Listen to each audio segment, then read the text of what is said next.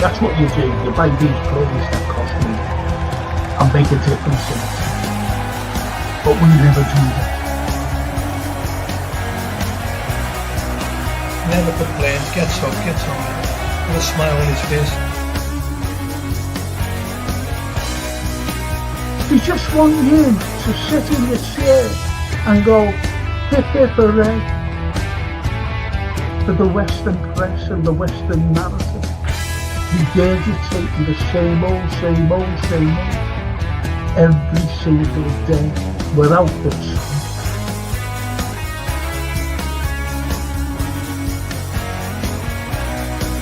If you haven't seen it before, please watch the first series, the first 2 episodes, the second series.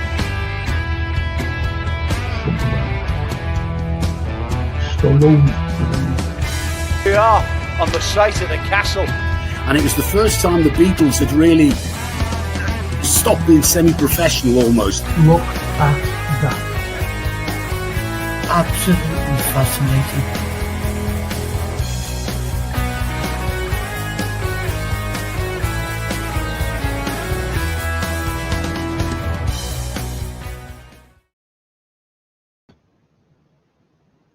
Hey everyone, it's me again, Little Frank with Tourette's. I don't know where they come out with Tourette's. It's because I use, a swear word now and again. That's all. Do you know what? I was saying yesterday, to the people who go, let's see how Myra's with us. Hey Frank and friends. Hey Myra. Oh, lovely to see you again. Even the red bird says, hi Myra. Hi red bird. It's Myra. Yeah, look. Bring your Tourette's, Frankie boy.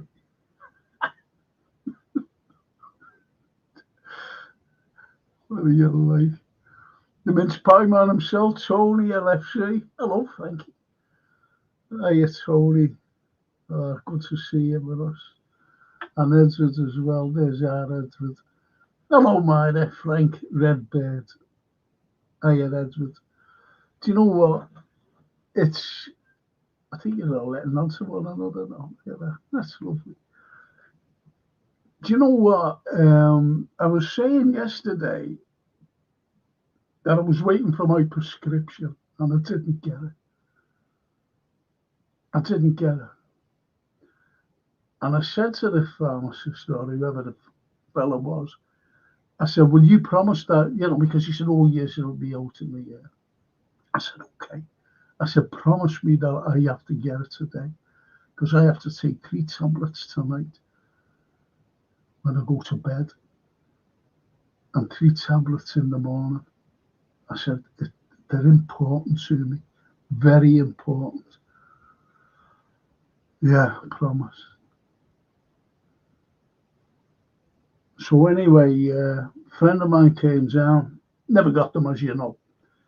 A friend of mine came down, he phoned me yesterday, he said, we'll go for lunch. I said, okay. He said, we'll go to Churchtown, I know a smashing little place. He said, we'll have some lunch there, little banter about there. And what I said, okay. He's a former colleague of mine, actually. He used to teach IT. And he came, cracking fella. Honestly, he's a really cracking fella. So anyway, he came down and I said, I've got to wait in for me prescription.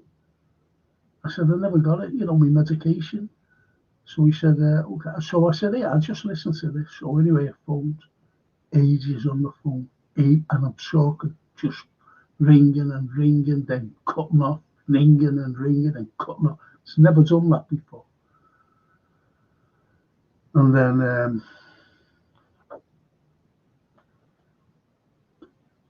I finally got through. And I said, I was promised my medication yesterday. I said, And unfortunately, I didn't get it. And I'm in dire straits at the moment. I said, I need my medication. I said, so why didn't it come? Oh, we sent it out today.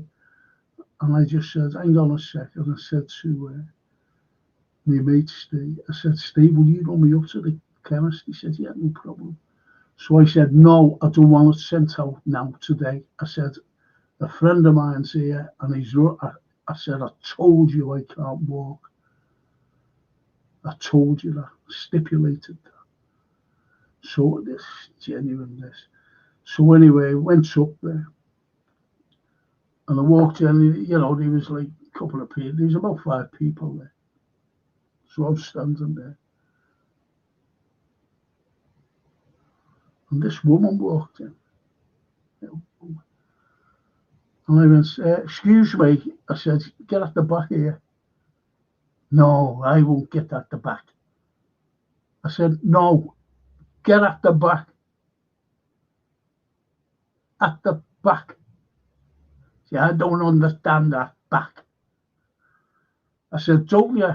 I said, I'm before you. That lady's before you. That other lady there, that lady and that lady is before you. No, I can't wait, she said. I fucking shouted out of their thing. And the fellow went, the chemist has been taken over by foreigners. I couldn't believe it. All these people. Oh no. So I shouted my name out. And this, a voice from the back, some fellow went, no, you have to wait. I said, no. I said, I've been waiting since yesterday. Because I was fuming at this woman. Fuming at her. The way she just barged in. And this fella who was speaking to on the phone must have been him. He went, oh, yes, this other fella. And he came and he was looking. And I shouted my name, shouted my address. And he picked it up and he came and said, I'm sorry. I said, no. I said, you're not sorry. I said, it's okay saying sorry now. I said, it was imperative I took my medication last night and first thing this morning. I said, you've stressed me out. And you've stressed Myra Page out. You've stressed Darrell out. You've stressed to stress Danfield Raw. I said, everybody. Redbird. Everybody. LFC Tony. You have to stress them all. So he told me to F off. So I picked my little thing up and went out. Said to me, he said, are we going for it? I said, no, I've got to go to the doctors now. He said, what for? So anyway, he brought me up there. And then I said, look, I said, I'll get you some lunch. I said, there's no use to it now. So he said, oh, okay then. I said, I'll buy you a pizza. I said, I'll buy you a pizza. I said, it's the best pizza I've ever had. And it's out of Sainsbury's. I needed a few things out of there. He said, oh, okay then. He said, I like pizzas. I said, you haven't tasted any. So I got this, it's a cracking thing. It's oblong. It's like a calzone, but it's not a calzone. Anyway, it's an oblong one. And I got him that. I said, you'll thank me when you eat that. So he said, okay. Got him a few drinks. He's not a drinker, like fruit drinks. And a cake. Got him a cake. Sticky toffee pudding. Oh, got him that. So he went home and he gets a phone call. He's carrying all the stuff, I can't carry anything. Anyway, he goes up. And his mother said, can you come and pick me up? My car's broke down. said, oh, can't have my pizza. So anyway, he gave him the pizza, he gave him the drinks that I bought him, and that, you know. So anyway, he went, and I was in the fridge looking for something before me bought it, and there's the sticky toffee pub in the fridge. He forgot. Lovely fella. I gave him a coat anyway, coat that I don't wear, and he's made up of it. He said, oh, you sure you don't want it? No. Damn fair enough. I say, there's a main conspiracy I once answered. The conspiracy that the media won't give credit to our football team. They just keep saying Liverpool only won because others are bad. It is a conspiracy, and it's a conspiracy theory against Liverpool Football Club. There's no other way you can say that. And it's shocking. It's shocking. And look, I could give you the history show. I really could, you know, and just tell you about the things that we gave the world, not just the country, but the world. We gave the first zoological gardens in the world. Does that ever get mentioned? No. They tried to say it's somewhere in Germany. It wasn't. It was here. 1831. Fella named Matkins. We gave the first botanical gardens in the world.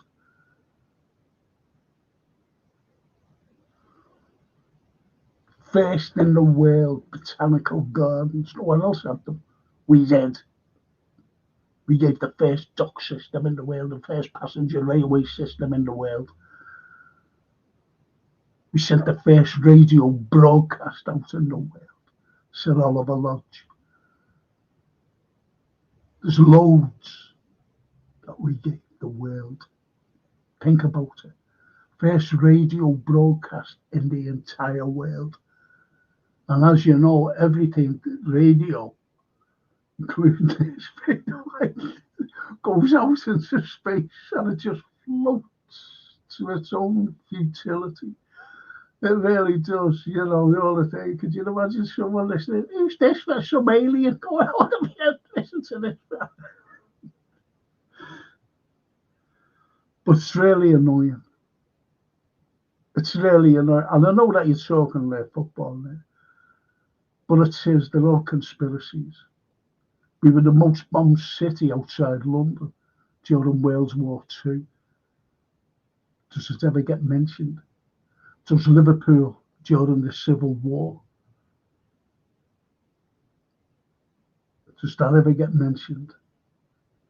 When in 1644, don't forget that the siege at the castle between May and June, and that was the ultimate battle, the siege of Liverpool. And they went on to Marston Moor, and it was there that Charles I surrendered himself to the Scots, because when they seen Prince Rupert's troops come from Liverpool to Marston Moor, York, they would be dragged, bloodied, and they had no gunpowder, because they used up all the gunpowder to take the castle, Liverpool Castle. And it lifted the parliamentarians, and it was there. Never gets mentioned, Liverpool, ever. You know, they never says, you know, all because of Liverpool, excuse me, Prince Rupert got to Marston Moor after the siege of Liverpool. And the troops were bloodied, they were tired, and they had no gunpowder. They ran out of gunpowder. Never gets mentioned. That's why he had to take off to Scotland, Charles I, and surrender himself. Never gets mentioned. So it's not just now. We didn't get our city status until 1880. We were the first province, city, outside London to have our own Bank of England because there was more millionaires living in Liverpool at the time than anywhere else in the world. May sound strange, and go, why is that true? Because all the trade was going on here. So 1846, we decided to build our own Bank of England.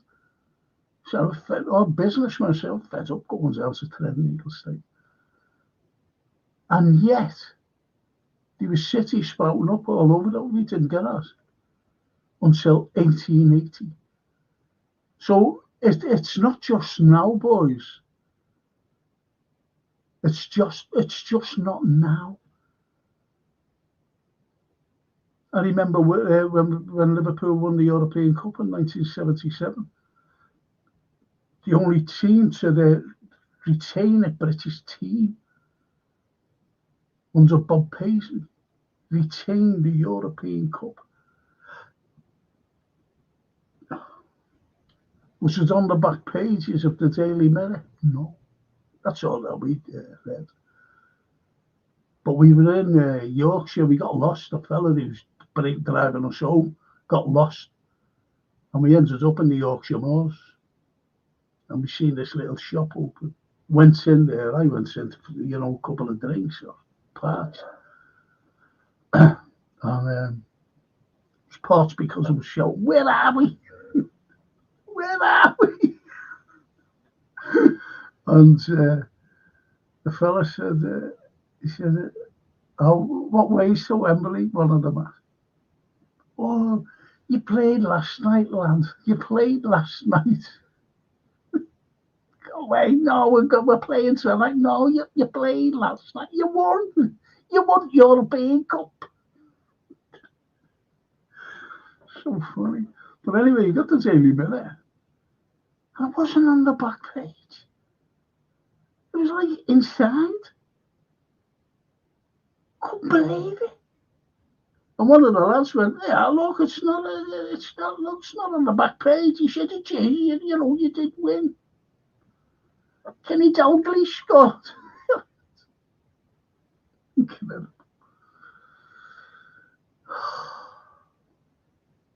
That's us. The truth and the conspiracy show, peeps. Well, that's one conspiracy, isn't it? Out of the way. Why Liverpool is ignored through history. Think about it. Think about it. What other city can boast that Adolf Hitler came here to see his half brother working at the Adelphi Hotel and his sister? That would be any other city. They'd be going, "Hitler came here." Blimey. Anyway, how was everyone tonight? Frankie, chat, enjoy these. Yes, they'll all enjoy them. Fantastic. We're all letting on to one another. The red bird. Foreigners are taking over the country at super speed now. It's sickening the way they treat us natives. I gave an example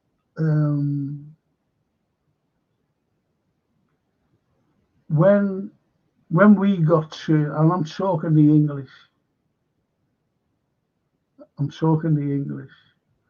and really I'm talking the likes of, you wouldn't know this fella, but a fella named John Day who got there and into Virginia.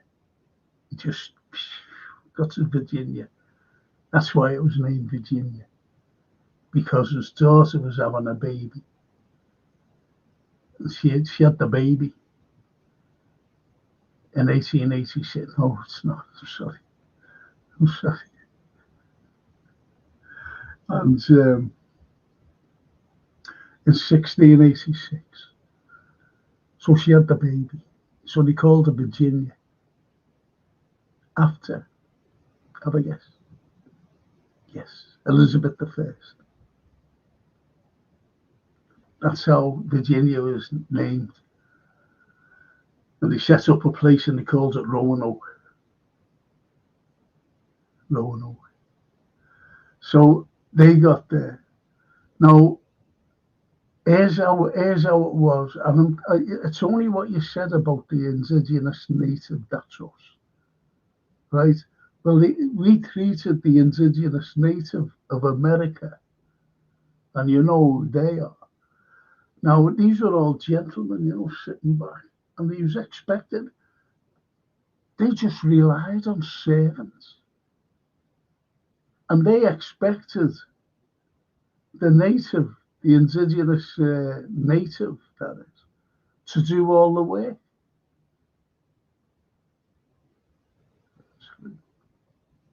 To do all the work, to go and fish it. Until one day they themselves, do it yourselves. They said, you can't do that. But there's a big long story about that.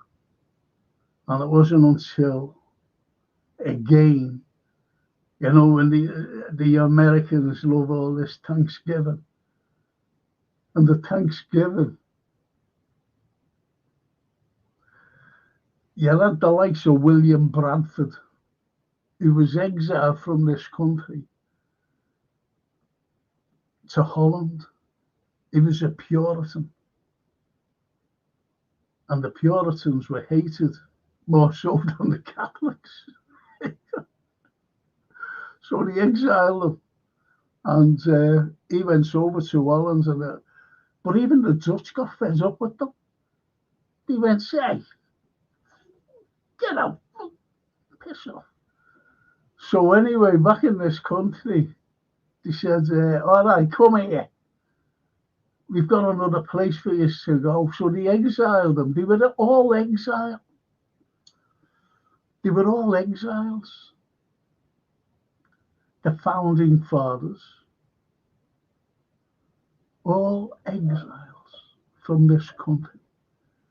They got exiled in Holland, exiled here first, went to Holland, they were exiled there, piss off. They get back to here, so they all go over in 1620 to Virginia. Virginia. So they're all sailing there, but they were blown off course. They were blown off course and they ended up at Cape Cod. Just bear with me. I know that, it's a little bit of history. But again, it's like conspiracies. So by the time they get to Cape Cod, what they say, believe it or not, are log cabins like that. Log cabins, the way they are, log cabins. And they went, oh, look at these. And they really thought that it was sent by the heavens. Hallelujah, brother. Hallelujah, brother. That's what they were saying. That's what they were saying. William Bradford. And, so it was the chosen land for them. Because not only did they see the log cabins, why do you think I'm doing that? Questions, answers on a postage stamp, please. But they also seen crops. They also seen like these crops, farms by the log cabins. And they belong to the indigenous native, the Indians. Because what people, everybody thinks that these Indians, like war paint on them, and then living in wigwams or teepees, as they call them. They didn't. They lived in log cabins. They had farms. We chased them off. We chased them. And that's why, especially during the 19th century, with the cavalry, the Great American Cavalry, Colonel Custer, chasing them everywhere, getting them off the land, because What was found at first, at the beginning, was gold. These Indians live here. Come on, let's fuck them off. So they had to have portable homes, and they were the wigwams. They were the wigwams, the teepees, and they couldn't settle, and they still haven't settled today.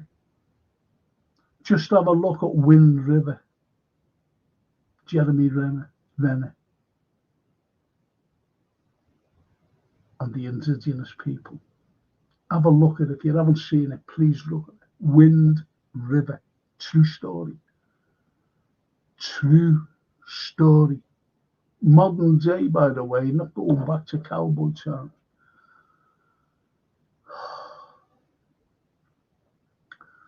I'm going to talk about Trump in a minute.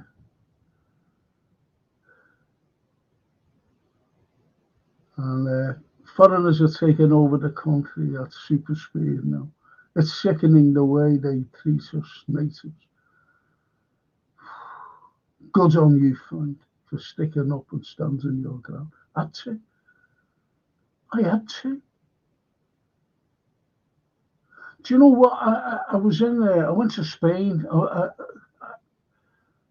I only go to Italy, but it's like Johnny was having a stag night over in Spain. He said, "I'll come over with us. We're going to Benidorm." I said, "I don't want to go to Benidorm.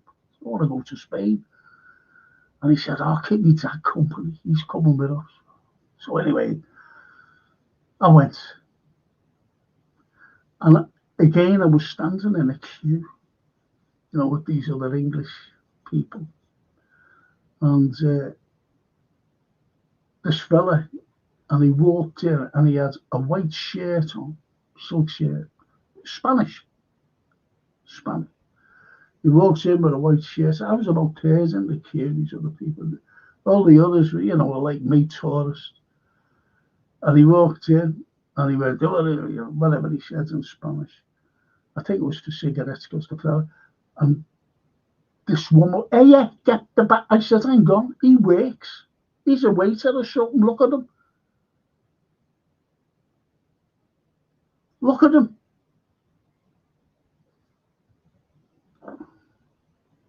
The woman hated me for the rest of the 4 days I was there. Every time she seen me. Making any sense. Always remember standing in the airport in the queue, putting your luggage in. And there was 2 girls in front of us. And one of them went, they were going to Tenerife. I was going to Italy. And they were going to Tenerife. And do you know what she said? "They're all foreigners, Honest. 2 girls. They weren't like young teenagers or in their early 20s. These were women like in the 30s.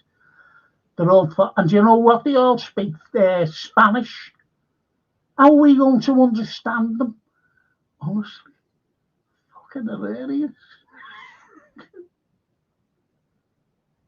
That's so English, isn't it? Are we going to understand them? Speak Spanish? And the other one said, "They speak Spanish?" No.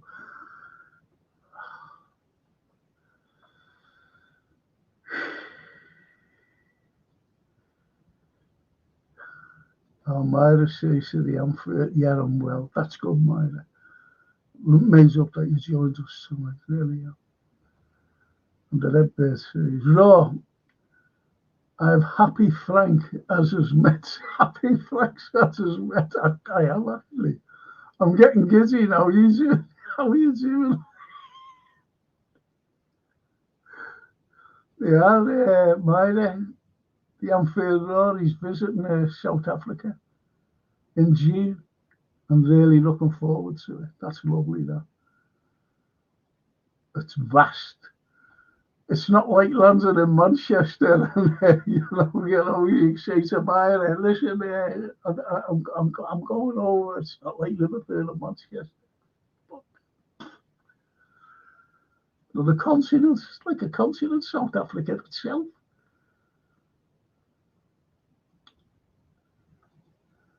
the Anfield Red Bears. Apparently, Frank's pills are called Peroni Oxymili.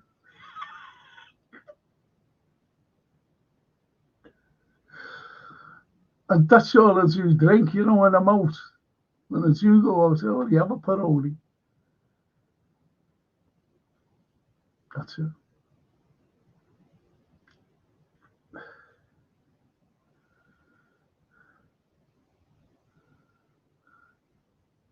Yeah, Myra says, enjoy your trip. I will, thank you. I'm looking forward to it. Oh, my old mate, Paul Bear. Good evening, Frank. Hope you're well. Gary the Rigby, evening, Frank. Thanks, boys. Thanks, Paul. Yeah, I'm okay. A little bit pissed, like, after I don't mean with beer or scotch or anything.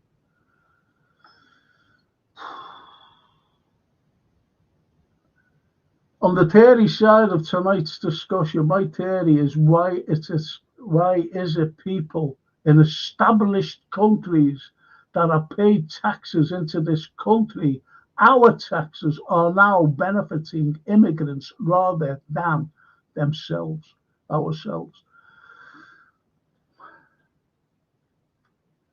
I'll go on about that in a moment or two. Believe me, Anfield, because I've got a lot to say on matters.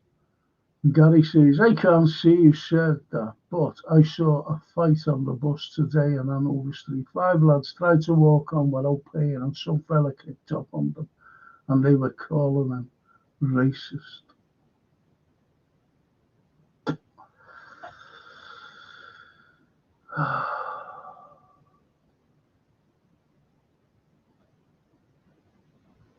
The guy looked about 80, and these 5 looked in their teens. The old man definitely wasn't being racist.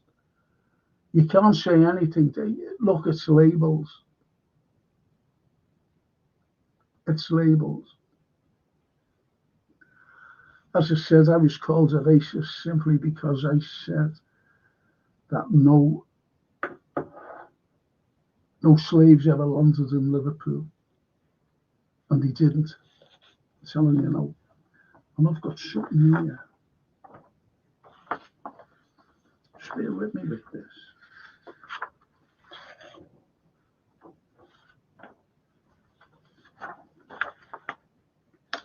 And it's there. It's on there. You can't see it. I'm going to try and get some of these done for you people, by the way. And it's this here. That's the Albert Dock. Coordination's terrible, you know. That's the Albert Dock, this here. And that little paragraph is about, it just says, let me see what it says. It's terrible, you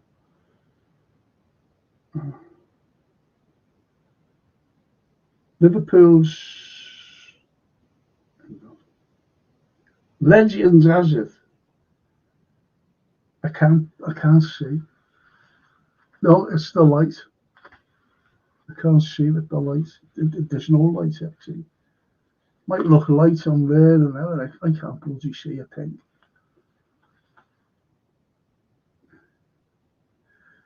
Legends has it at the Albert Dock. Has it that slaves were tied here. In fact, no slaves ever landed in Liverpool. Only the rum and spices. You know, goes on and the other things. Wrongly as it. It's a myth. It's a myth. I had something and I always kept it. And it was a letter sent to the Echo. Never forget it. And it was from a person, I think he was from Nigeria or somewhere. And he said, I've just been down the slave trade, the slave thing, and about the slave trade. to the Maritime Museum. And I think, no, he never said I think, he said it should be black people that should be talking about the slave trade rather than whites.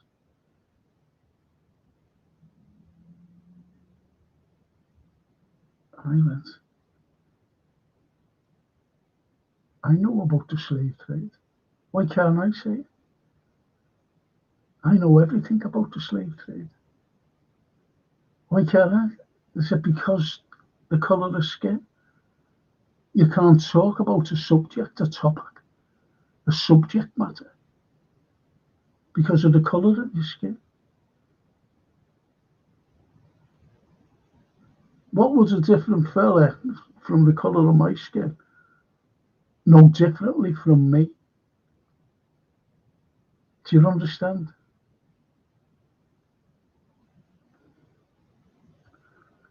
You know, people think as well that the likes of the Middle Eastern people, so let's just say Arabs, were coming into this country in the 1500s and 1600s, getting to the likes of Cornwall, disembarking off their ships into Cornwall and grabbing people and bringing them back to slavery. Does anyone know that?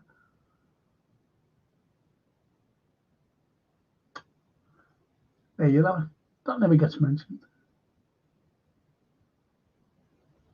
Ever.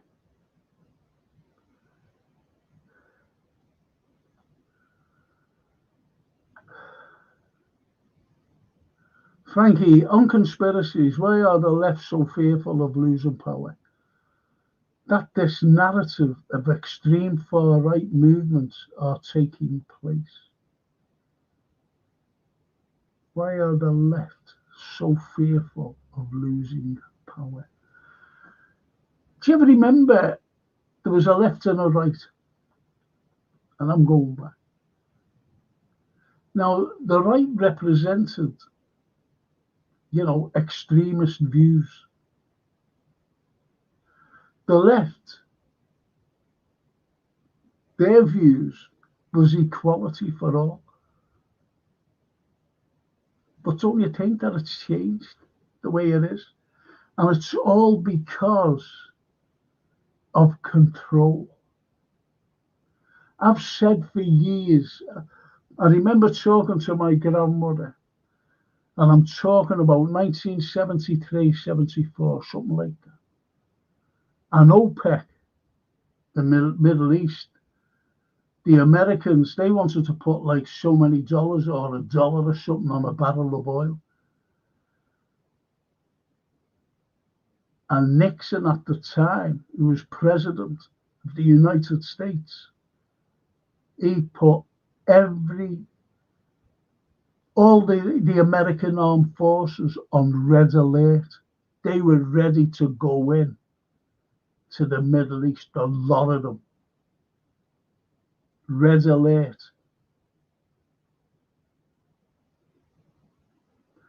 So I said to my grandmother, I used to call her Mum. I said, Mum. Now don't forget I was young then. I think I was young. And I said, Mum, if ever a Third World War would, come about, it'd start in the Middle East. That's where it'd start. She said, what about the Middle East? I said, the likes of Saudi Arabia, Egypt, mentioned Syria as well, mentioned Libya. I said, that's where it'll start. That's the Middle East.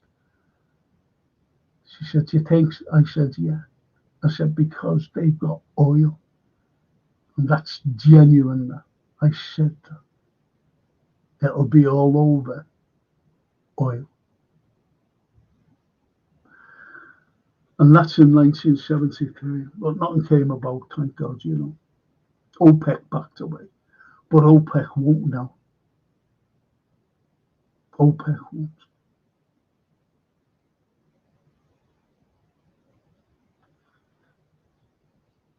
So There's no real middle ground between left and right. I know that equal opportunities is great. Yeah, fantastic. Equal opportunities for everyone, no matter what colour skin you've got, no matter what background you've got. But it's getting out of hand. And there's no more equal opportunities because we're being inundated with certain. I'm very reluctant to say it, but you know what I mean. And there's no mixing or anything. There's no integration. It's hard to explain without me getting into trouble. Know what I mean? Honestly. And it's sad. Right now, where's your freedom of speech? Is the freedom of speech? Anyone can class it as race hate. How can that be? Hate speech? How? It's not like opinions. You can't have an opinion anymore anyway. But you can't state a fact anymore. If it's against another group of people. Then, as Alfred Ross said,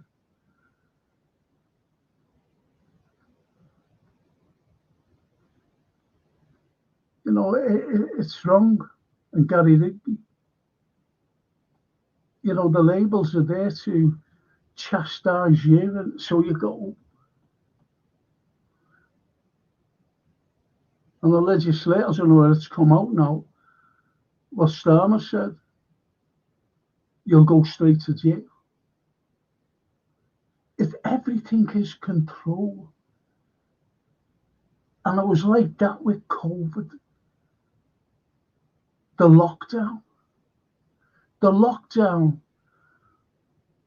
was all about control. Let's see if we can control. And it went on right around the world. And these people were absolutely delighted. We've got them. We've got them.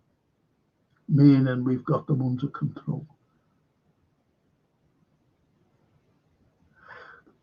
If you go back to 1774, 94, a great poet, I love this poet. I love all my poets. And he wrote a poem called London. I wander through each chartered street near where the chartered Thames does flow. And every face of man I meet, marks of weakness, marks of woe. Just the opening line, the opening stanza. Then as it goes on, it says, now this is William Blake, it says, as the hapless soldier sighs, as blood runs down palace walls. Now, and the blackening church appalls, as blood runs down palace walls.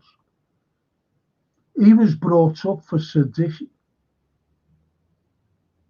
treachery, because he said that.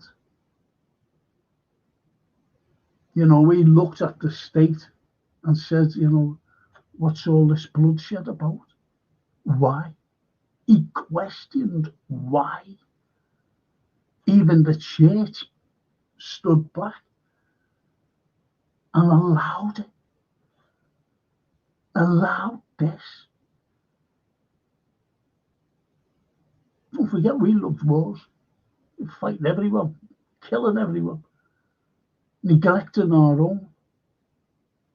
You even go back You even go forwards, I'm sorry, from 1794 right up to Wilfred Owen with his poem Anthem for Doomed Youth. Doomed Youth. Think about the title, Anthem for Doomed Youth. And the opening two lines, what passing bells for these who die as cattle. Passing bells has two connotations. One is the church, possibly, ringing the bells as these people are going to a slaughterhouse, because the bells has also bells around the necks of animals going to the slaughterhouse. What passing bells for these who die as cattle. You see, so there's hundreds of years involved, and it's the same. It's like today, as I just mentioned, about labels and control. We are controlled, no matter how you look at it. Someone will be looking at me now and your comments.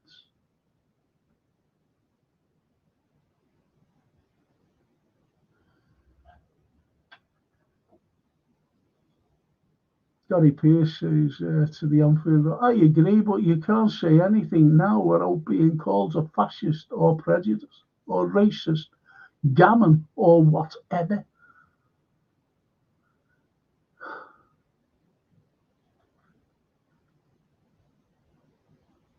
There's lots of labels now. Lots of them. Do you ever remember, like even now, and you still get calls at now, I'm relating to footballing. And if you didn't agree with what was going on, I'm just talking about Liverpool, that's all, no other team. And remember what you were called. I was called it loads of times. A plastic. Where's did that come from? Plastic fan. I know what they meant. Where the plastic comes from is because of, when these teams got to Wembley, we have our banners. We have fantastic banners, humorous banners as well, besides our 97 and our great managers.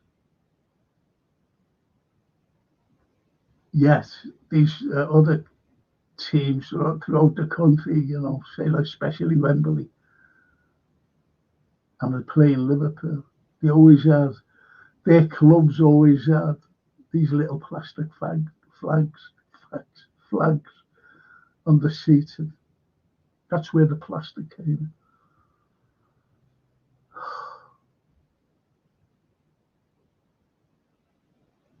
The Anfield. I also feel like Argentina, USA, Italy, potentially France and Germany and others, the realization that socialist ideas have gone so untrustworthy. I hate everything about that movement more than for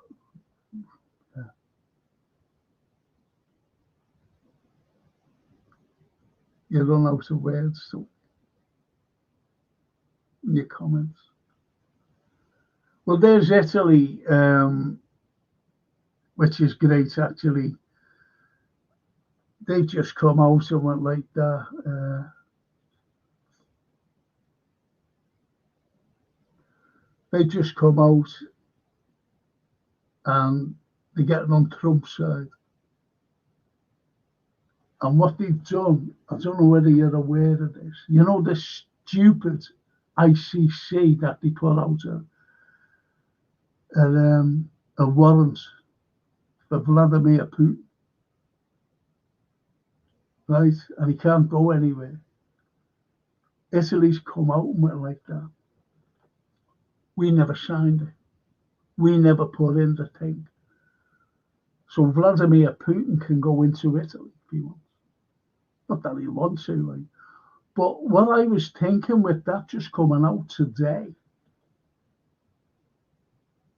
Did you see the testimonial he gave for Pope Francis II?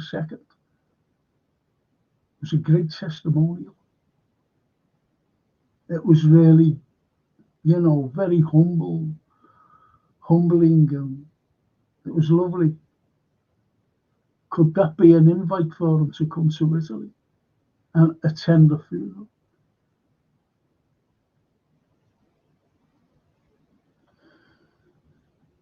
Love him, sir. So, you've got to give the Italians some credit. I said ages ago, and I said it on here, I said I know a few Italians, and they're very upset with Maloney siding with the stupid people in the EU. Now she's turned her back, hasn't she, on them? Really, and I don't mean just today. It's just nonsense what's going on. And especially with unelected bureaucrats in Brussels. Ursula von der Leyen. Shit. And she's going to the Pope's thing. Kaya Kallas, that complete and utter clown. Why she's against Trump, I don't know whether you're aware of this. She went over to America, I think it was around the February or something like that, expecting to talk, she's going to be welcomed and that. I don't want to fucking speak to her. So she turned against Trump. She turned against him. And she just hates Russia. She hates Russia. People think, I've spoken about, to some people, and I was only speaking to, Steve Garner today. And I said, no, I don't support Russia. I don't support America. I don't support this country. I don't support Germany, France. I don't support any of them. I'm just balancing it out. But one thing I'm not anti-Russia, because they've done nothing to me. In fact, they won the Second World War. But nobody will accept that. No West will accept that. No one in the West. And that's the beef they've had all the time. That is the beef they've had with Russia. That Novichok thing down in Shrewsbury, a load of bollocks. I said it at the time, that's fucking phony, that. If they wanted to do the Skripals, then they would have just fucking done them in no question.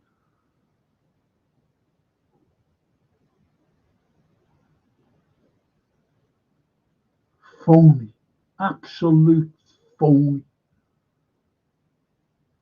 And do you remember when they had the pictures up of those two Russians? Supposed Russians, hey? Now, for MI6 and, with that good, they would have had that. So why didn't they get them?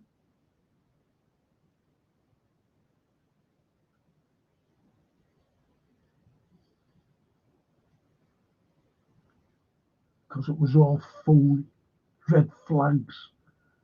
There's just been.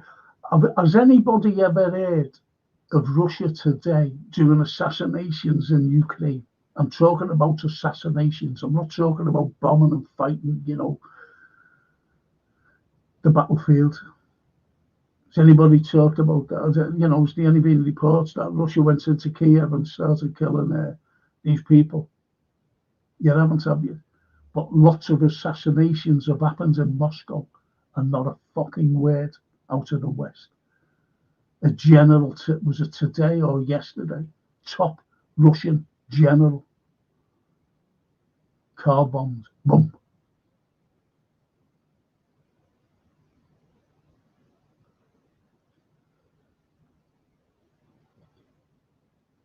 fucking shocking. The Anfield, Gary Rigby, all right, lads, definitely they continue to silence any critics of their crimes against people of sound minds. Julian Assange, Edward Snowden. Edward Snowden.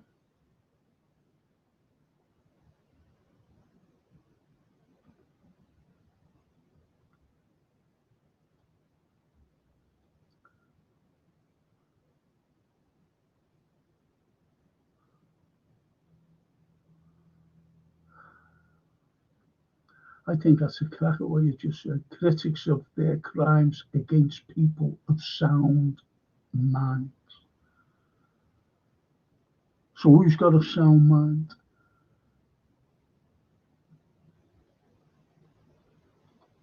There's young Callum. War after war, after war, after war, after war.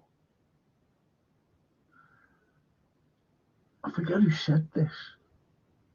It was only said the other day. I was looking at something. And someone said, but America can't win a war without a coalition. Think about that. Think about that. They can't win a war without a coalition.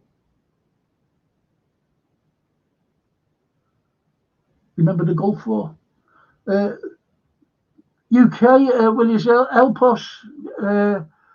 France, will you help us? Fucking asking everybody. France will have, fuck off, no. Not helping you. And remember what George W. Bush said? Fucking correct. He said, we'll put sanctions on you. You won't be able to sell the cost shares. Only the cent shares. He said, the cost where, he said, where. Fuck off. These are the people that we're fucking dealing with. Leaders. Never liked that Bush fella. Never liked his dad.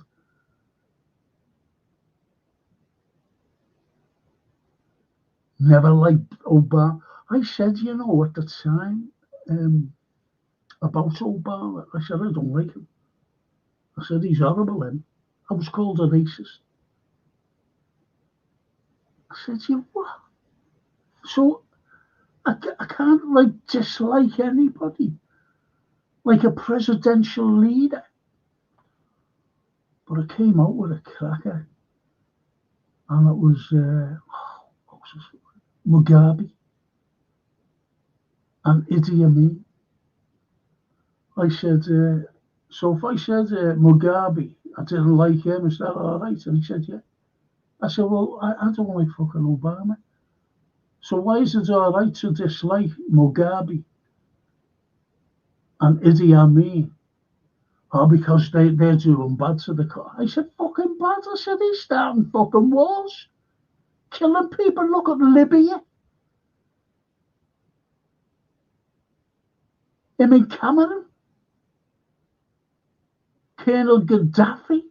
He was good to his people.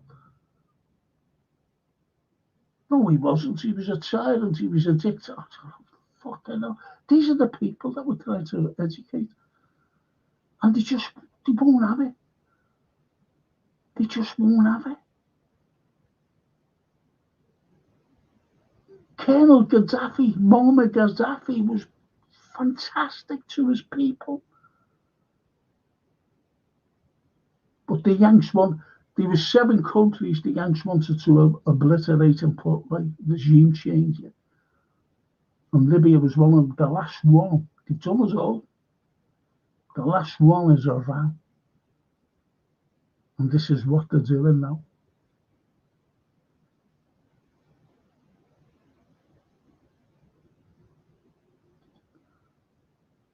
Frank, please read my chat or I'll fuck up. I've read it, haven't I? Please read my chat. Or is that right?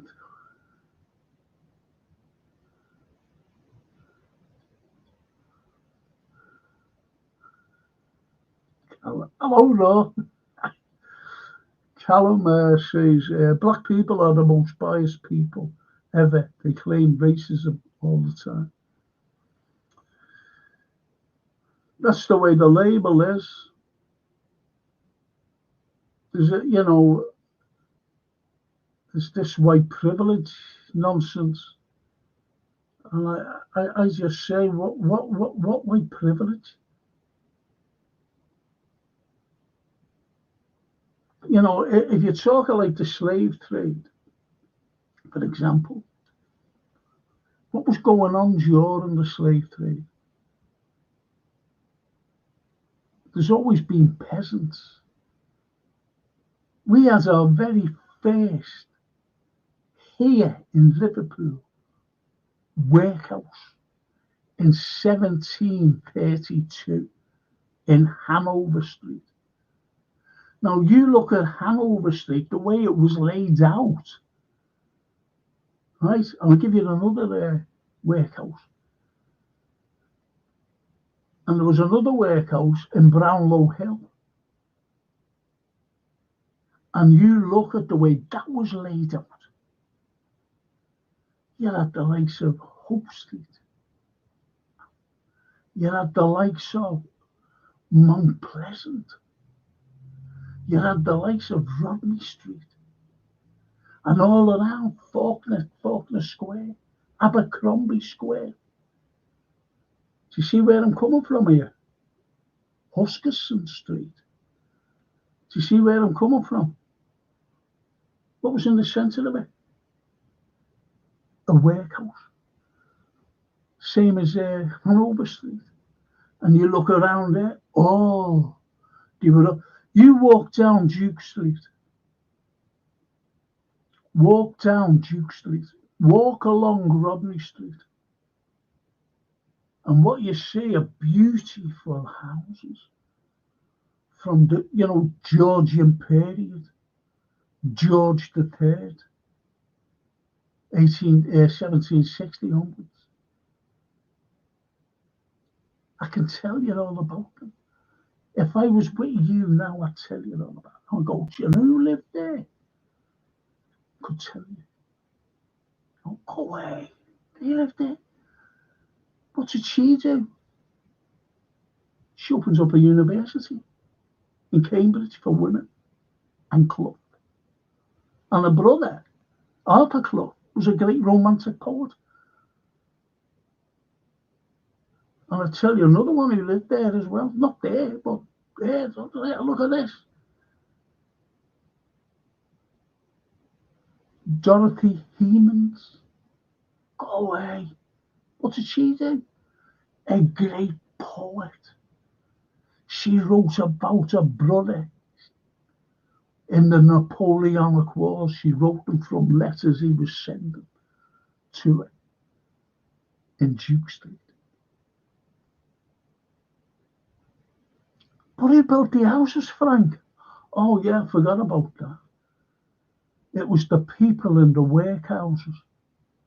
That's why they were situated in all these posh places, so that they just come out of there and work, build.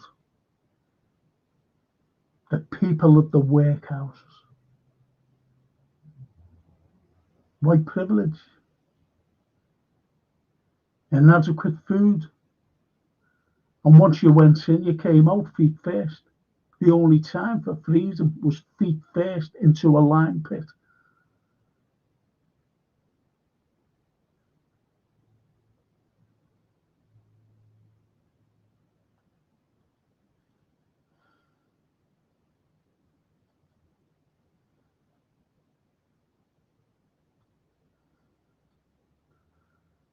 And the Anfield, Gary Rigby on Overeem Street, I heard about that. Hanover Street, Anfield Road, on the 86 bus. Hanover Street. Where Radio Merseyside is, that's where the workhouse was. 1732. One of the greatest buildings is the Queen Anne building, what we call the Blue Coat Chambers.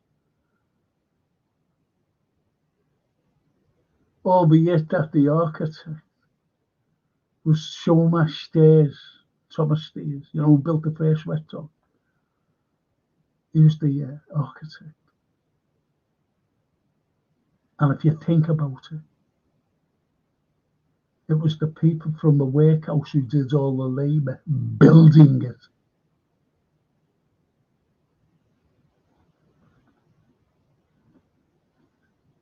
White privilege.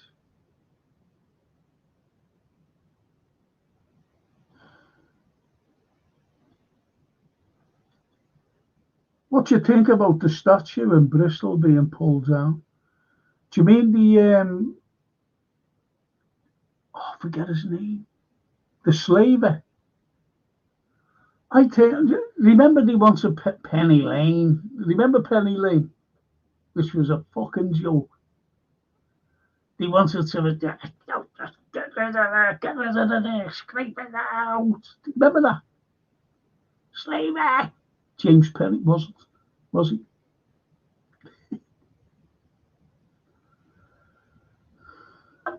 It's what you call misinformation or disinformation, which we're getting today by the bucketful.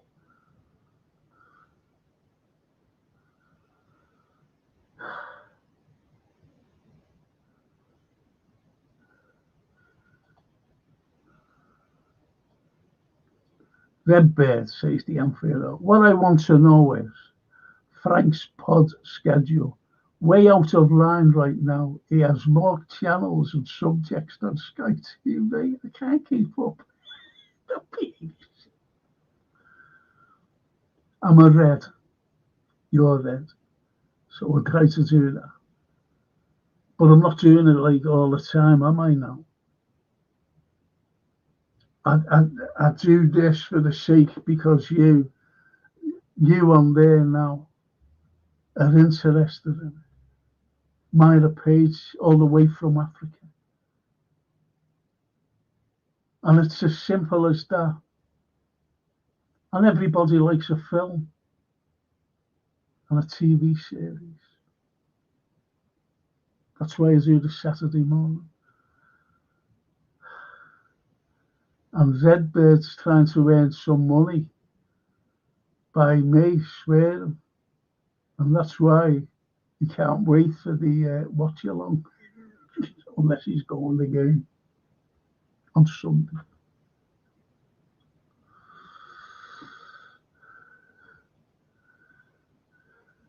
The Redbird looks after me. Oh fucking hell, David. Just seeing you there. Hang on a minute, David. What about the black African chiefs who sold their people into slavery? Yeah. Big Chief Accra. A double C or A. Doesn't get mentioned. Their agenda doesn't allow the truth because victimhood gets them press passes from blame for their wrongdoings.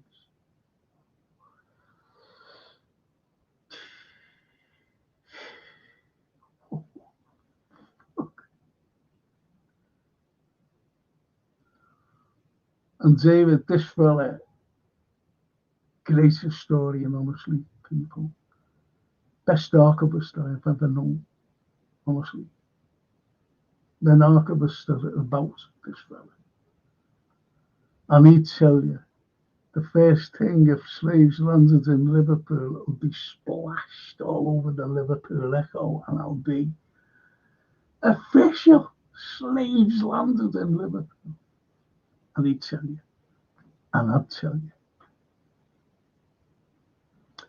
Vikings were enslaving Britons. The Viking period from the 9th to the 12th century, Viking / Norse Gael, Dublin. Yeah, in Dublin. Fucking Dublin was the main port. In particular, was a major slave trading centre which led to an increase in slavery. Yeah, Dublin. You wouldn't believe that, would you? Major port in slavery. But the Irish, no, you think, believe me, David, that's spot on, man. Spot on. No misinformation here. No exaggeration either. Gary, the militants on the left and right scare me when they are not willing to debate and discuss. I'll tell you something about fucking militants. A militant was my boss. When I was working for a certain thing, will you come? He seconded me to do some work with him. So I said, yeah, okay. Fucking militant. And he only went because he was in it. This is true. And I was, when the St. George's Hall was shutting down for refurbishment, they shut it in the April until the workers came in the September. So anyway, I was approached. They said, would you give a series of lectures? We're still trying to air, the police. We just don't want to lock it up. I said, yeah, all right. They said, well, you do it 2 days a week. And I went, so I worked out. I said, yeah, I'll do it. He said, well, they told me the days, Tuesdays and Thursdays. I said, yeah, okay, no problem. Do that. Because I worked it out that I could do it, besides me other work. So anyway, I used to go in 2 days a week.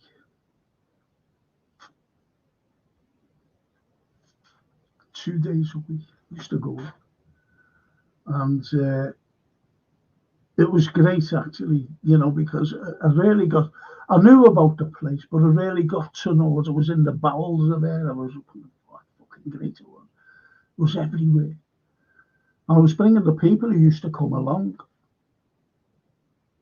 Used to go into the courtroom for the sessions, the criminal courtroom. And there was a film crew came in. And they were doing what was it? I think it was the Florence Maybury court case.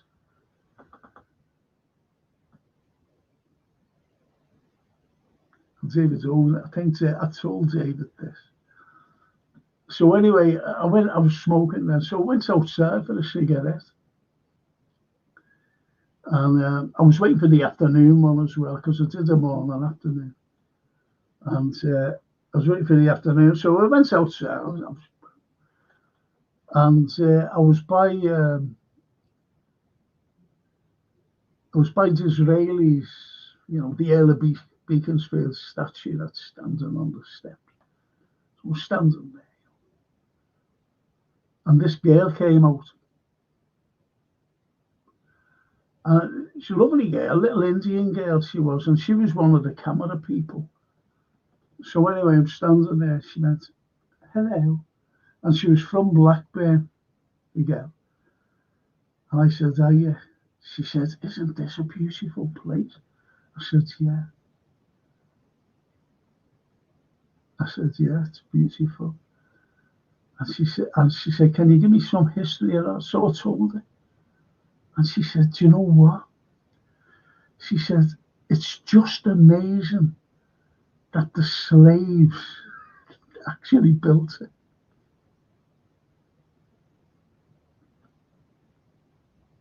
I went, so did I.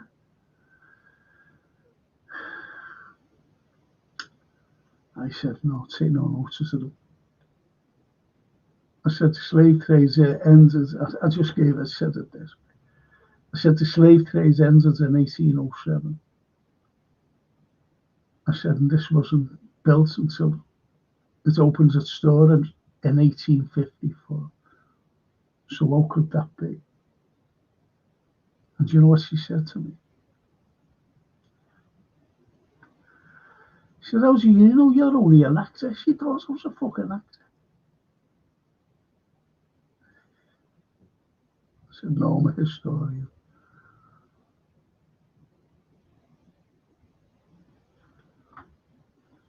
Slaves built it like they built everything else.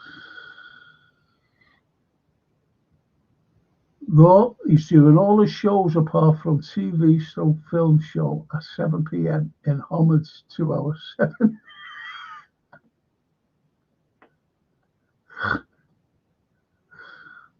I love that.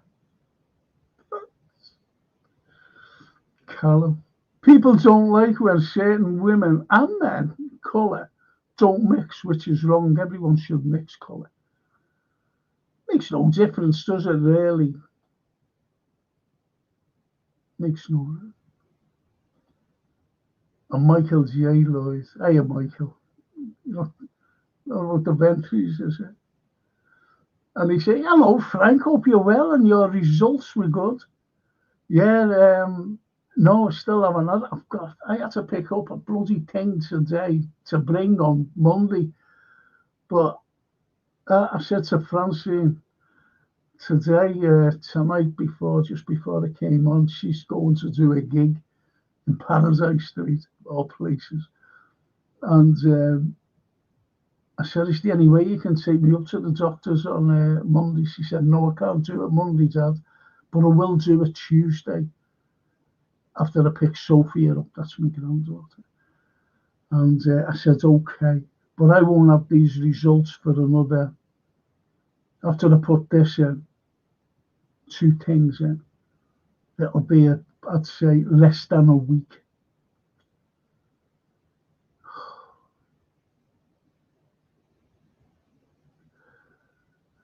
I'm interested to have your take on what's going on in Gaza. Genocide. Simple. Michael, it's an absolute disgrace. We've mentioned this before many times on here, this particular show. And then I think what Trump's doing now, have you noticed he's slowing it down? He's slowing everything down. But who you've got to worry about now are the Europeans, the EU, especially over Ukraine. But as far as Gaza is concerned, there's over 70,000 people, civilians, that has been killed. Nothing's been said. Nothing.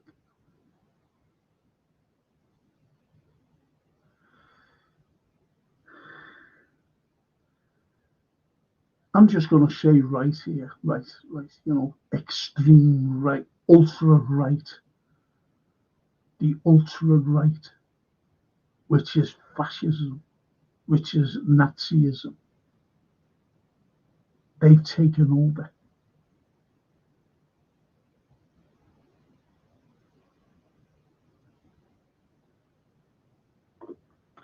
Just let me get something. I forgot to bring it today. Please let me just get this, please. It's my phone.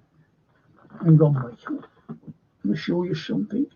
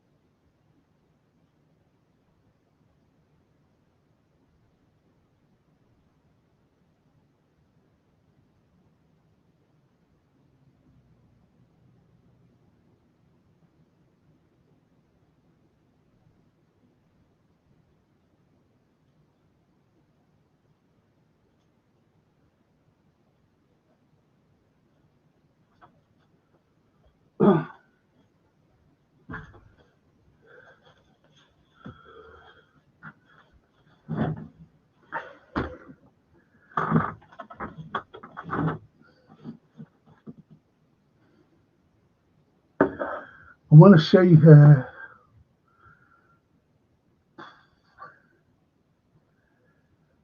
say ultra right. These are ultra right. These are. I hope you'll be able to see this.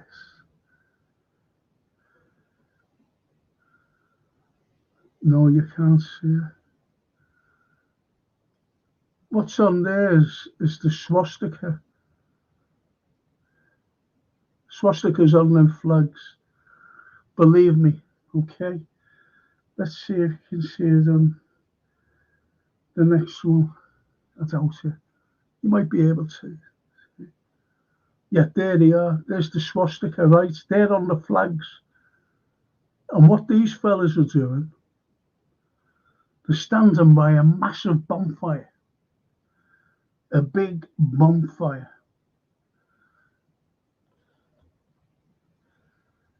And they're celebrating the birthday of a Nazi who massacred 400,000 Jews in World War II and thousands of other people from different ethnic minorities, including Soviets. And his name was Stepan Bandera. And that photograph I showed, you see them all standing there with these fucking Nazi flags. And those fellas with the Nazi shields, they're all standing around this big bonfire, which they do every year, celebrating Stepan Bandera's birthday.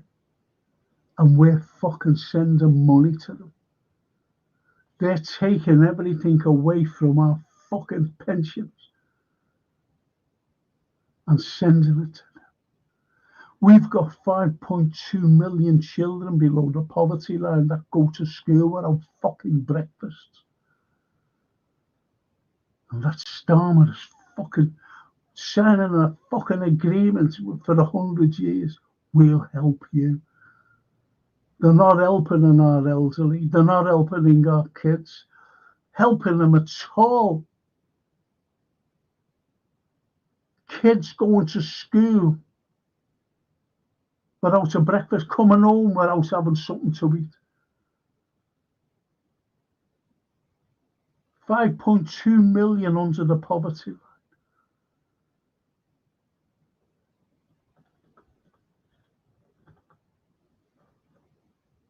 It's fucking shocking.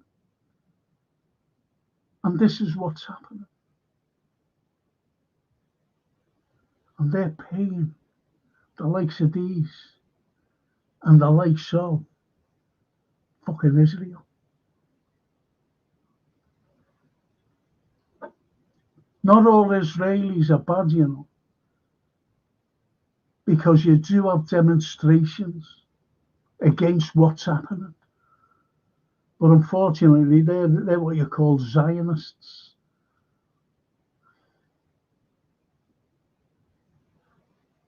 And isn't it funny how Benjamin Netanyahu,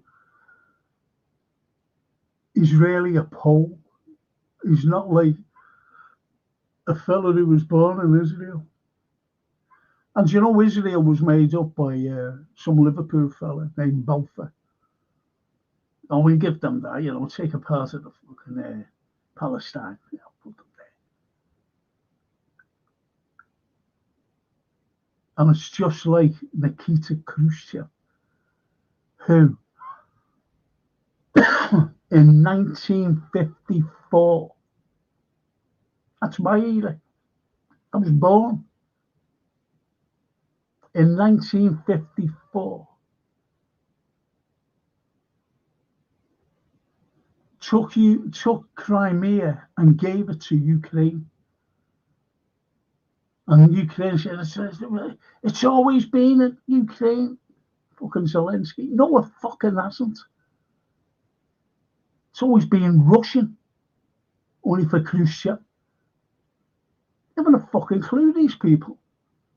And Odessa's ours. No, the fucking isn't. It's Russian.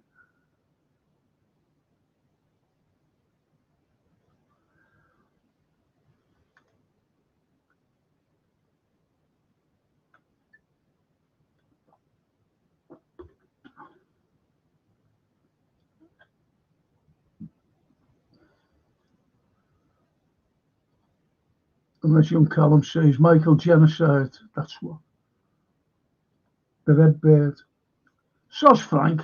Me ring is all over the place. I'm so bloody annoyed. What's that, me ring? Frank, me ring is all over the me wrong, or I don't know. Can you? Oh, Marie Moog. Hi, Marie. She's been one of my students. God grief. Oh, yeah. All tuned in and listening. Hiya, Marie. It's lovely. How's your kid, the other Marie? Hope she's well. Tell us asking about her, please. Ah, it's lovely to see her. Do me a favour, Marie. Will you subscribe and like? Press the like, please. Because if you subscribe, the algorithm gets up there. Oh, thanks, Marie. Obama was not born in America. He was a legal president. For you to have to, yeah, it's being exposed. He was Hawaiian, wasn't he? And that was before he became the 50th state.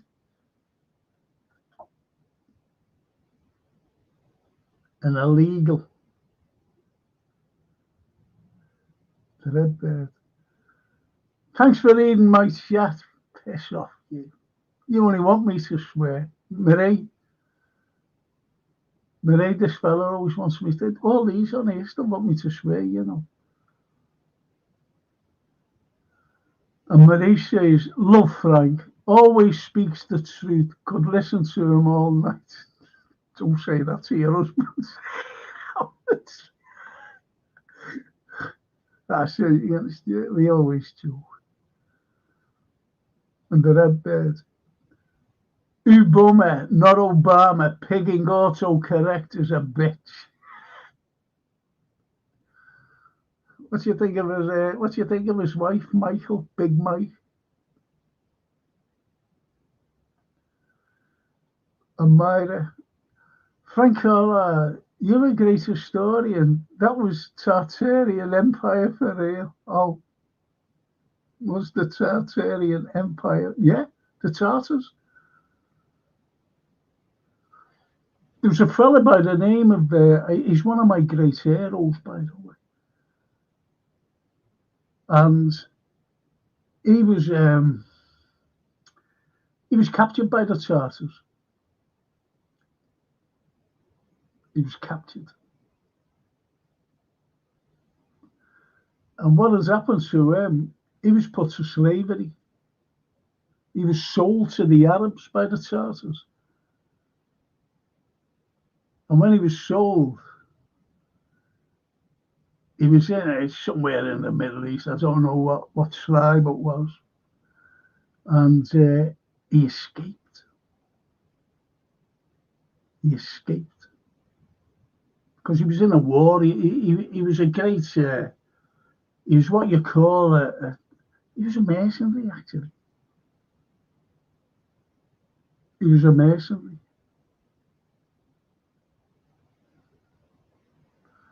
And what has happened, he gets back to England. He joined the Hungarians, actually, as well. And he gets back. And he was a bit like Guy Fawkes. When Guy Fawkes, he actually joined these French because the Dutch surrounded the French and somewhere on the beach or something. And they had nowhere to go, the French. So the back of the French was the English Channel. And what I'm sorry, Guy Fawkes says he dug a tunnel. He said, we'll come behind them. So they dug a tunnel and did it within 12 hours, this tunnel. And all the, loads of French soldiers went through the tunnel and they came up behind them. So when it was daylight, you had the French soldiers in front of the Dutch with the sea behind them, the channel. And they said, turn around. When they turned around, the Dutch, all the French soldiers were behind them. So when he was around, gave up. And that was the likes of Guy Fawkes, Guido.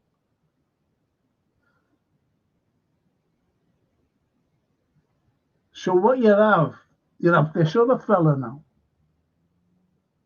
who escaped. And I'm not telling you his name. I want you to find out who he was. Because he joined the Virginian Company in 1601. And there was loads of commotion going on back in Virginia. And they was waiting for supplies. Now, supplies always came, but unfortunately, some supply ships just floundered and they never got to the place of this place called Roanoke.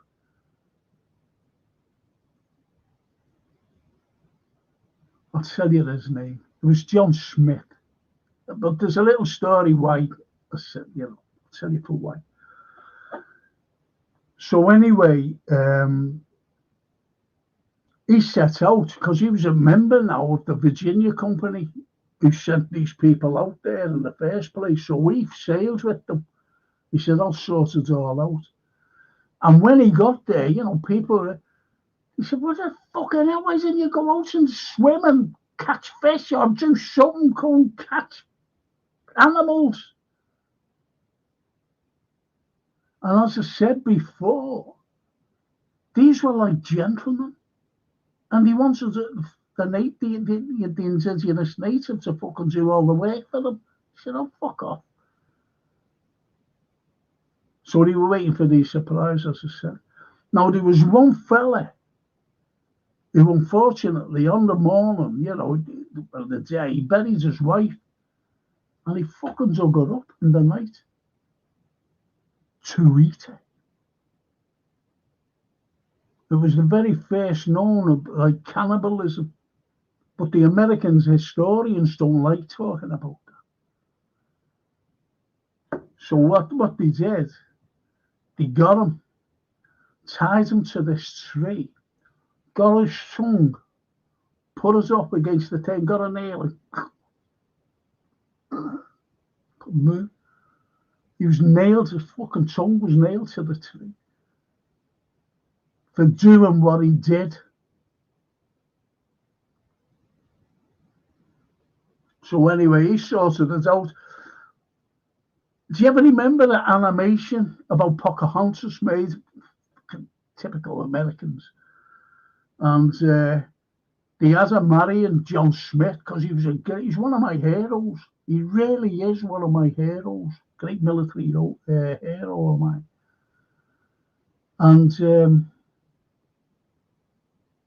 they had Pocahontas marrying John Smith. I went, what the fucking hell have you done that? See, who she married, there was this Chief Powhatan. Chief Powhatan. He was a fucking head of everything, him. And he said, do us a favour, can I marry your daughter? And he went, fuck off, what have you got to offer? See, what this fellow was a tobacconist. He wasn't a tobacconist. He grew tobacco to send over, to like a rally, to send over to, the country. Because everyone, whoa, it's great this, isn't it? So anyway, and he went, because he knew that if he married this girl, Pocahontas, he'd get a dowry. Because once that field of tobacco, you can't grow any more tobacco on that particular bit once it's cropped. So he needed more land. So he said, "Can I marry her?" So anyway, he lent it, and they got married. And he actually brought her over to. He got all this land, and he grew more tobacco. He became a very wealthy man. Was this John Rolfe? His name was John Rolfe. But they thought, he was only fucking, the Hollywood people saying, he was only a bland man. But if he married John Smith, yeah, well, fucking great. Great hero, great war hero, great everything. And that's why they fucking mess things up. It's not, historically, it's terrible. It's like Gladiator. The second Gladiator. Full of fucking woke. Never happened.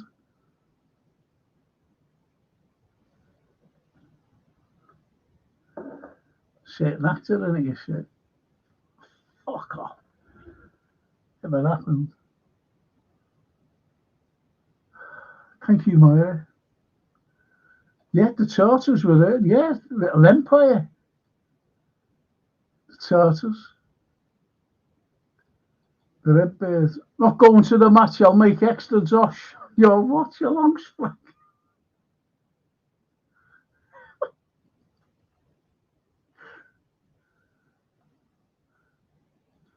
And Myra says St. Patrick was a slave in his early days. St. Patrick was in Liverpool on his way to Ireland. I think they were all slaves.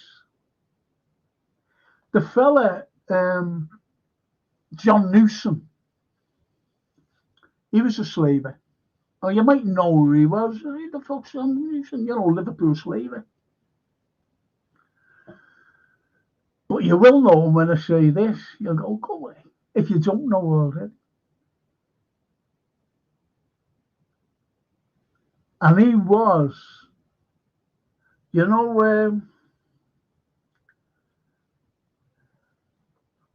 Amazing Grace.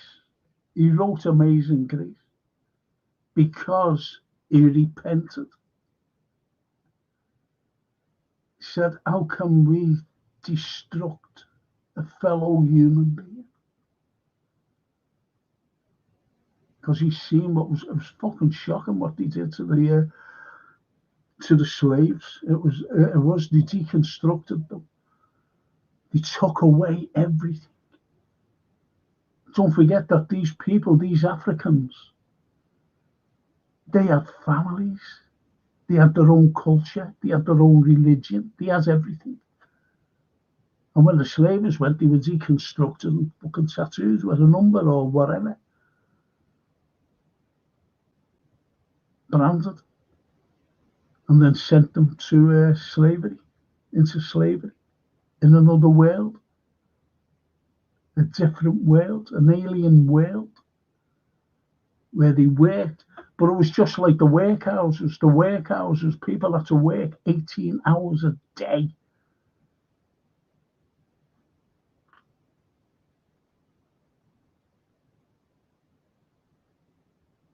And this is what I don't like about the white privilege, that people don't know the history.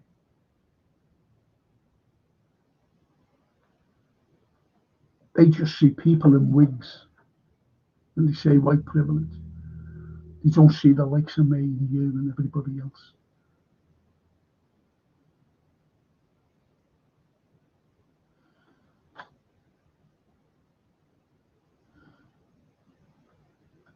IBR. Evening, Don Franco, the Italian stallion.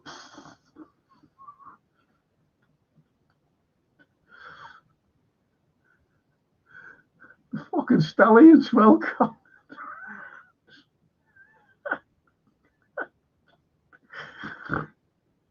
Oh, the Italians. Me writing. I love the way they say me. You know, they don't, me mum, you know, instead of saying my mum, me mum, me dad, me, isn't it? Me right, my writing, dear boy. You know, we don't say that to me. And the Michael J says, I don't know, that reminds me, you know, Michael J. Michael J. Fox, great in, only Back to the Future.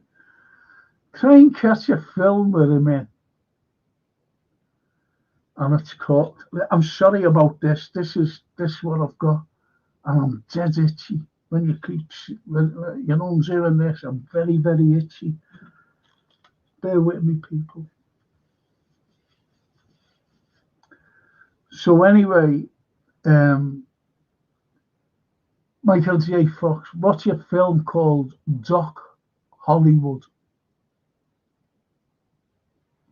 Very funny. And that's one of those lesser known ones. Doc Hollywood. I'll try and catch it. In fact, I just thought about it. I'm going to watch it. I'm going to type it in and I'm going to watch it tonight. It's a brilliant film. Dead funny. Doc Hollywood.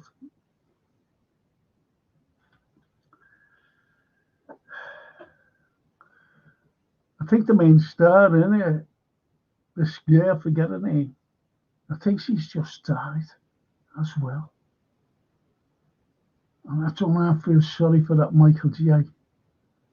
The way he is. Fucking diseases that get us. Thanks, Frank. I couldn't agree with you, no. But the amount of abuse I've received on Facebook would make you. Oh, this is the fucking thing. And it's wrong. It's wrong. And you do get abused. It's like everything else. You get fucking labelled constantly. Wasn't there a rumour that Obama was humping he's dead. The chef conveniently drowned. IBR, conveniently drowned.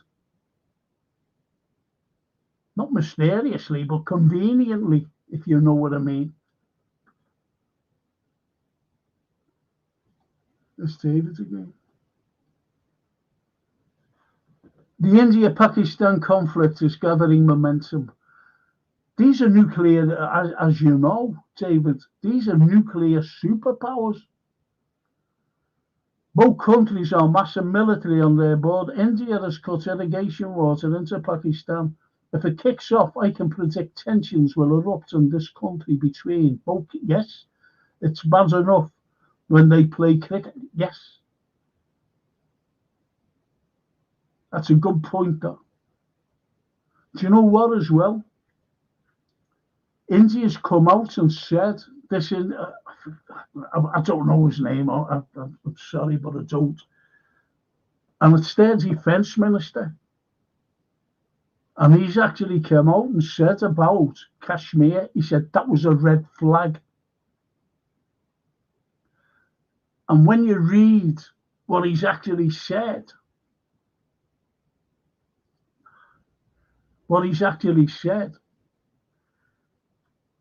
he said, we as a nation, Pakistan as a nation, we became, I'm paraphrasing here, we became lapdogs of the Americans, and we did everything they asked of us. And I'm talking about red flags in the Middle East, by the way. So what he's saying now is, if you think about it, that this was a red flag, and we're sorry we fucking got involved with America for decades, he said, for decades. And the British. He said, and this is a red flag. Who's doing it? If that red flag, could it be the British who have done it? This fucking bombing, and if you know what I mean, terrorist attack, or the Americans to kick off again because it's all gone quiet.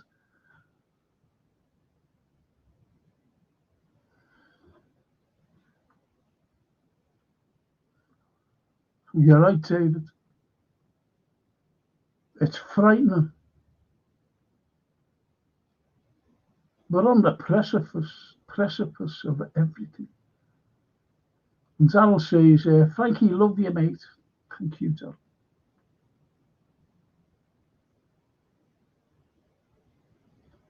And IBR. I bet Franco gave the best bets. I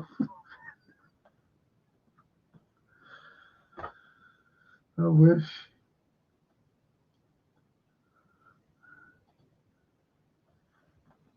Toscana 64. Toscana. I love Tuscany, you know. Toscana.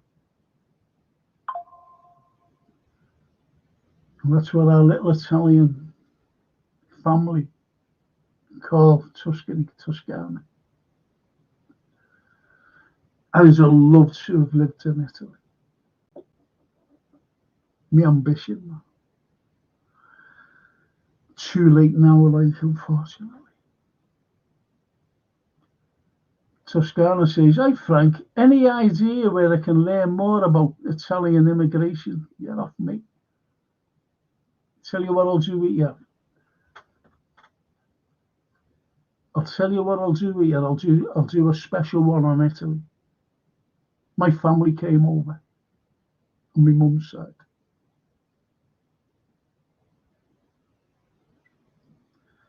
People don't realise about the Italians when they came over. You know, my family, they fought with the Allies in the First World War. First World War. I could tell you loads about what had happened and what the Allies did to Italy, the country Italy. Reneged on everything. They said, we can't afford to go. Don't be worried, we'll compensate. Because Italy was a new country then, believe it or not. Because you had the likes of Giuseppe Mazzini and Garibaldi, who sewn up the boot of Italy. They sewn it up by getting all the little different states together to make one big Italy. And it cost a hell of a lot of money and a lot of hardship, a lot of everything. World War I broke out. I could tell you loads about it and why they emigrated, the immigrants, how the mafia was formed, everything. The Cosa Nostra.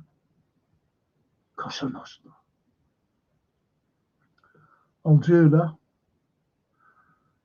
I'd do it. Am I right in thinking there was a little Italy near off Scotland Road here? Yes. That's where my family lived. A place called Gerrard Street, known as Little Italy. I'll tell you all about it.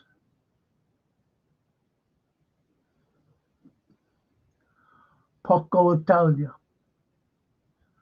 Poco Italia. And why they knocked it down.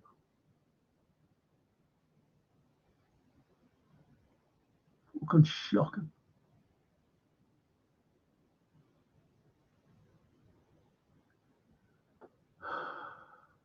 Must be one of the reasons I love the city. If you try and get on some of your shows, It could be a football show. It could even be tomorrow morning when, I'll announce it or whatever.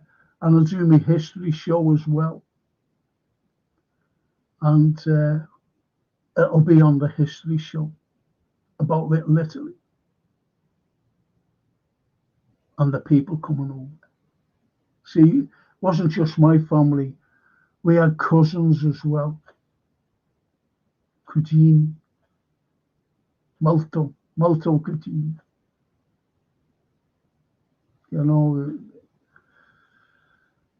So it wasn't just our name. There was other Italian names who were all relatives of. And I'll just announce it when I'm doing it on the history show, if you want. The migrants coming in. Show you pictures as well.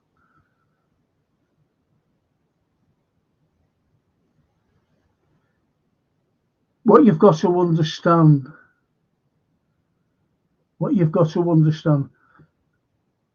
in particular about the Irish and the Italians, they love processions. They loved the processions. But there was a hell of a lot of sectarianism because of it. But it was incredible. They brought the cuisine. They brought molto gelati, musica, colori.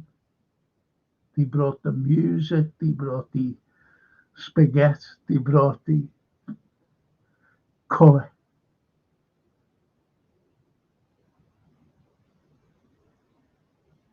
And the likes of the Irish, they brought everything. And they lived side by side. But they didn't live in Little Italy. They lived in a bit further up Scotland Road. That's why they built parish churches. They had St. Anthony's right in the heart of it. They had our church, which was St. Joseph's.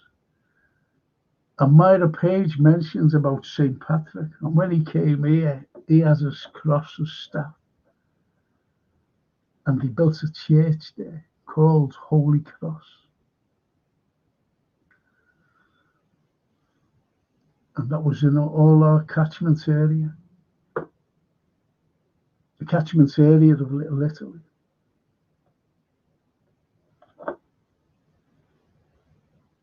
So I'll let you know.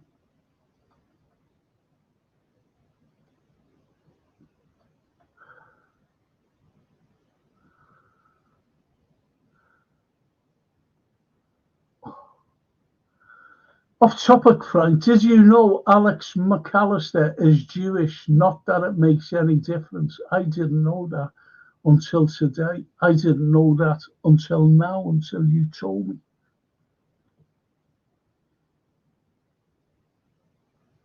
That surprised me.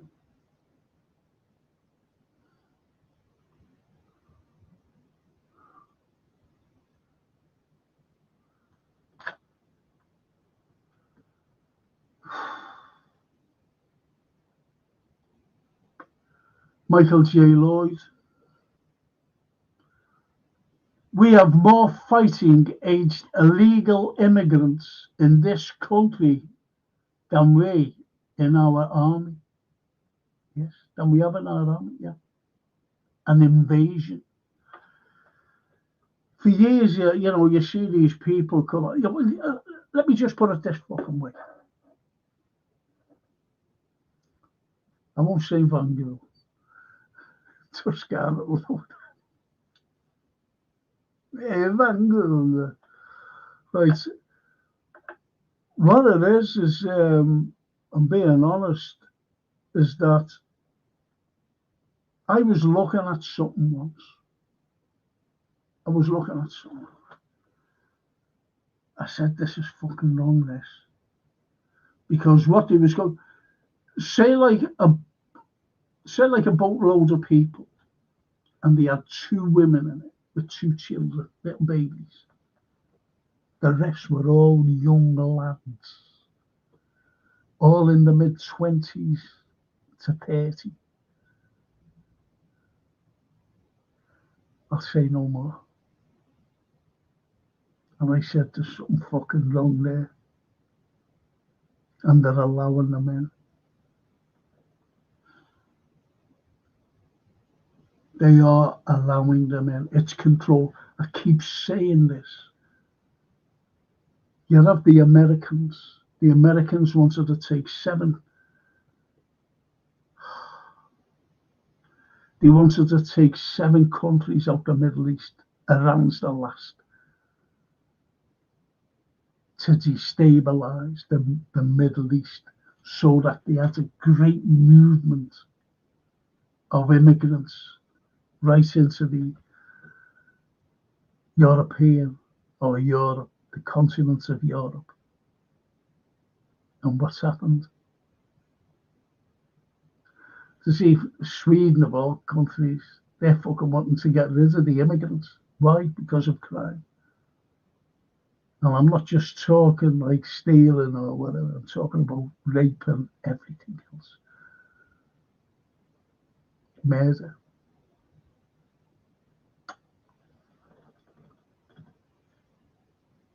And they're the Swedes. Besides everybody else, I'm just picking them out as a. So you're right, invasion is the right terminology. And as one of the lads said, red birds are Anfield, it's gone beyond just immigrants coming in.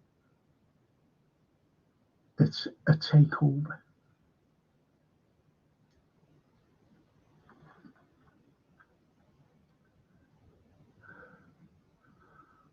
Toscana. Franco, that's fantastic. My parents were both Italian and my dad was from Lucca in Tuscany. I know Lucca. I've been through Lucca. Well, I've even stayed there the night. Beautiful. Beautiful. It's fucking pain. I do know lots of Italians emigrated from Lucca to Liverpool. Yeah. Yeah. There's another place.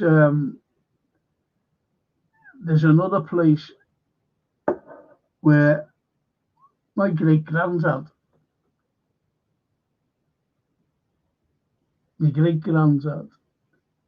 he was in a Napoli urchin, Napoli's Neapolitan urchin, and my great-grandmother, she was a very pretty, Italian girl, jet black hair, and she came from a privileged background, and their name was Maria Gracchi D'Annunzio. So anyway, they went down to Naples. They went down to spend the weekend, do shopping down in Napoli from a little place called, it's a mad little, I forget the fucking name of it. All as I know is Napoli. And you know what? I've actually been to the place. But anyway, they'll come to me. And they moved down onto the, Naples, and he's doing the shopping. And she's seen this fella, 17 years of age. And she looked at him. And he looked at her. And they fell in love like that. Fell in love like that. To cut a long story, she came from a privileged background. her brother, Michael D'Annunzio, he was a sculptor, he's an artist, poet, everything. This fuck.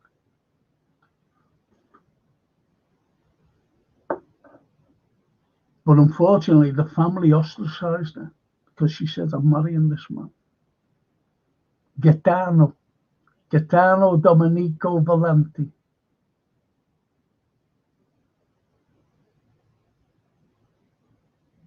And he went down, they went and got married. And she was ostracized. But, this is a wonderful thing, Michaela D'Annunzio, he used them, to get the money in them as models for their statues.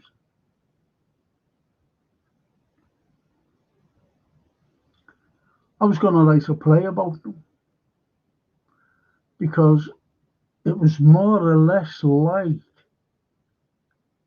a Romeo and Juliet, also. Star-crossed lovers. But whereas, it didn't happen in Romeo and Juliet, but it did happen with my great-great-grandparents by marrying.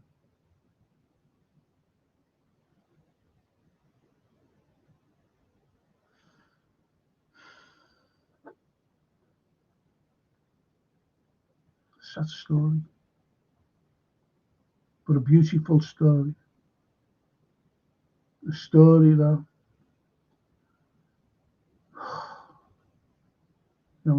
just thinking about it. Redbird. Why don't you do some lectures on digital media? I'd defo buy some. They would help me get me to. Not saying you're boring, Frank, or am I? Just kidding, Frank. Oh, lovely, Myra. Frank, what are your thoughts on prophecy of the popes? And Peter the Roman is the last pope.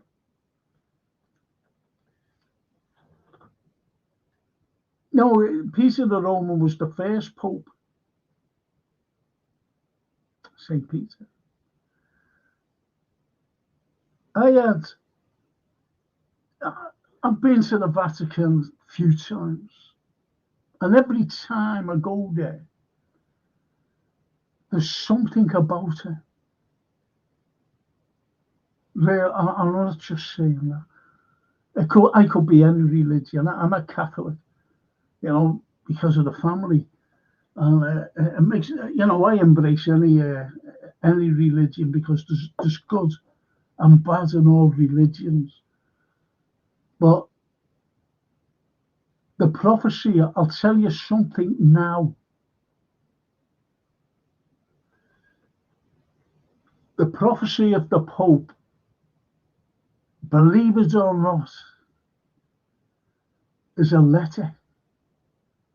It's a letter.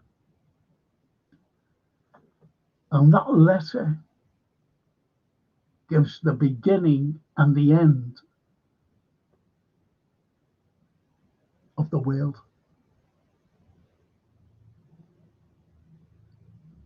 And that letter came from, you've heard of Fatima, haven't you? In Portugal, and Lourdes in France.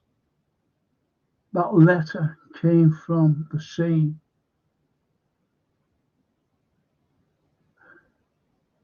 person who appeared to give to the Church of Rome for the Pope. Yep. That's why you got Dan Brown writing, about.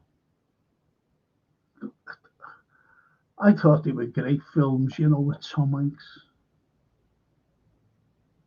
The Da Vinci Code, and there are codes in it. there are codes in the Last Supper. Believe them. It's not all. I love Da Vinci, Leonardo da Vinci. He was a great visionary. It's just like modern day visionaries. I don't take too much notice of Nostradamus. I really don't, because you'd have to cut through all kinds of, like, I don't know, little codes and all that. And yet Da Vinci, he was a visionary. Loved him. Besides his work. Jules Verne, loved him. H.G. Wells, loved them. These are all visionaries. These are visionaries, these people. And then George Orwell. You know, you think that they're writing fiction, they're not. They're fucking writing what's going to happen, especially H.G.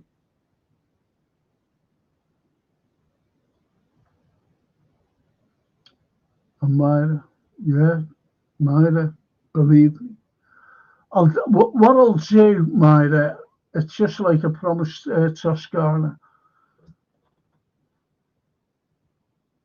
I'll try and do it next week. I'll do the prophecies of people.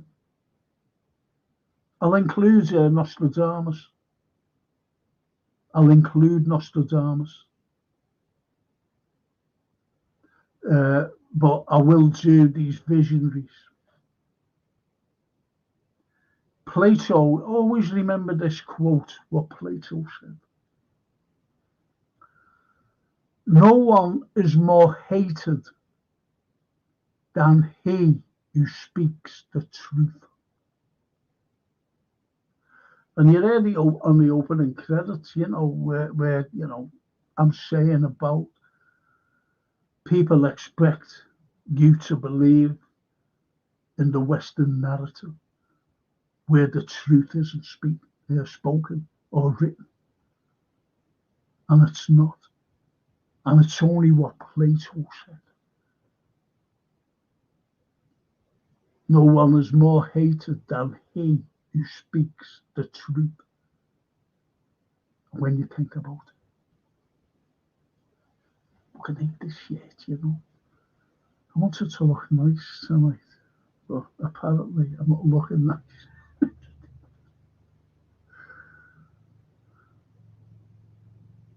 So I'll try and do that for next week. Because what you'll get with these prophecies, you'll definitely get the First World War. You'll definitely get the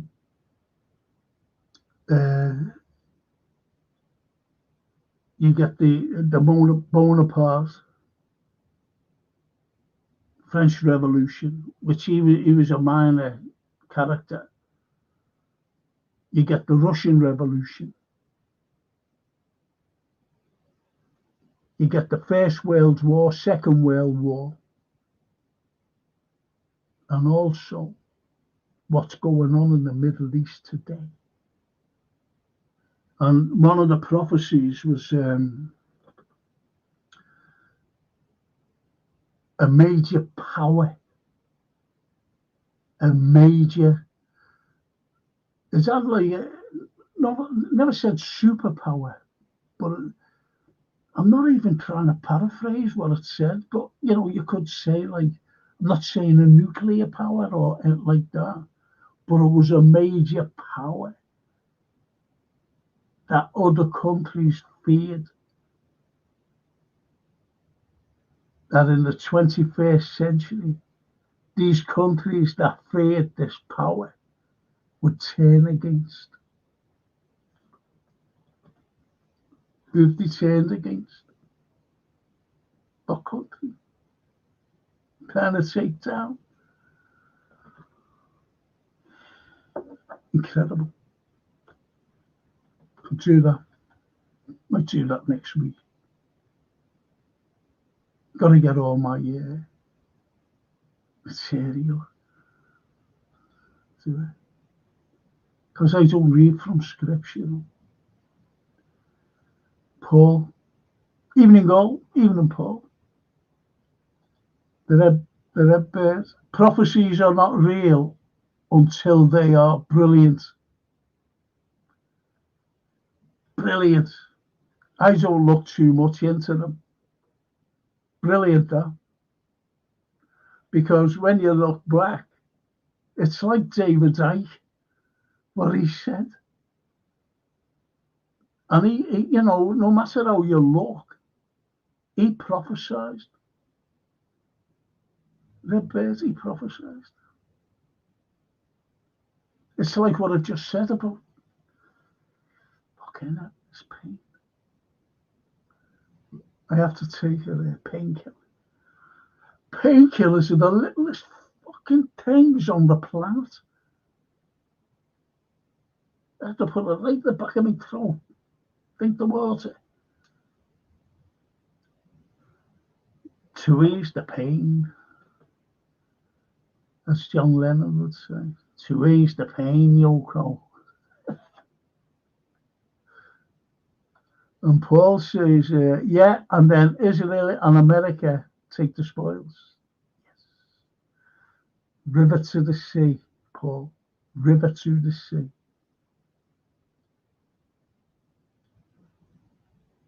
And the red bird says, Toscana 64. Can't recall seeing you, but a big welcome to our great family, bro. And yeah, just press the subscribe button if you don't mind, and the like, please. The red bird. Hi, Paul. IBR. Hi, Paul. The US is just a vassal state of the ultra-Zionists.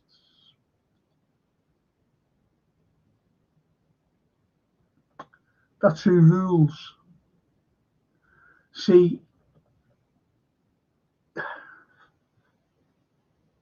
you've got Congress, and most of them are in there. Remember the 57, 58 standing ovations for Netanyahu? The same man who should be in jail or on trial. Do you ever remember Slobodan Milosevic? And he was ethnic cleansing. They called it ethnic cleansing, but he just, don't forget about the Ottomans and what they did. So in Serbia, he said, fucking get them out. We've had a fucking enough of them. So he got them out. Well, they were getting them out, but the West calls it ethnic cleansing. And then they went after him, and they got him and put him on trial at The Hague.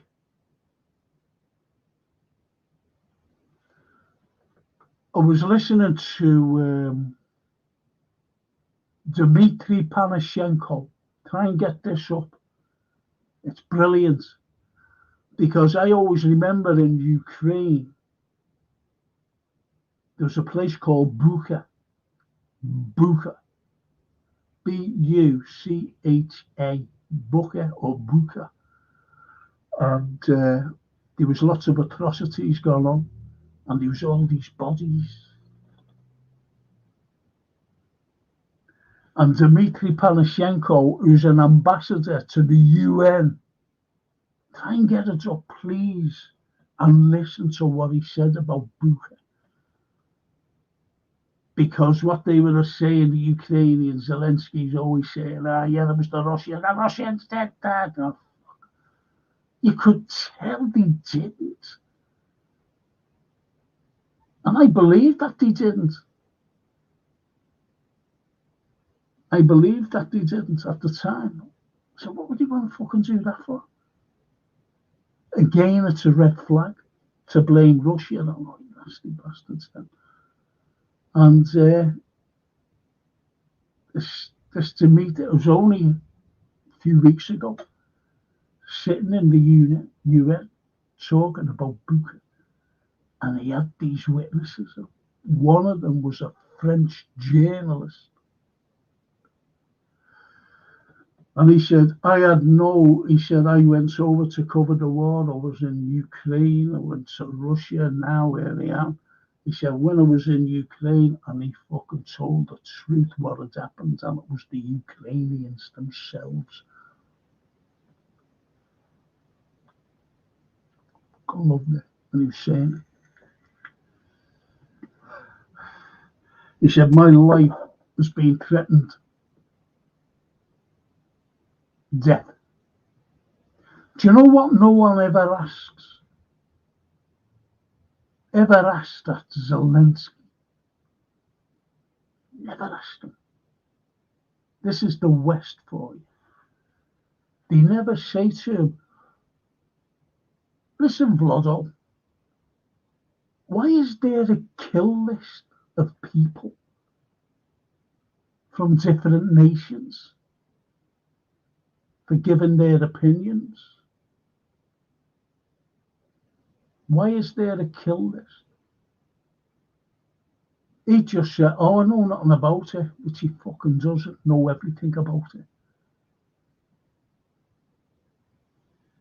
Roger Waters is on it. Roger Waters.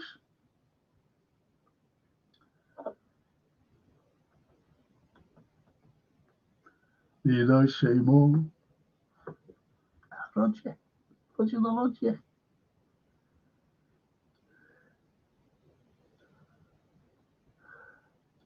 Paul. Frank, you look like a Giuseppe. A Joseph. Yeah.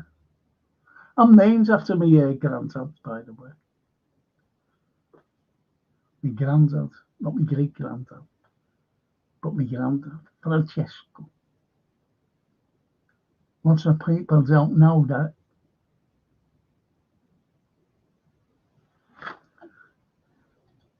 And Michael says, my daughter married to Craig Ventry from Iton. Any relation?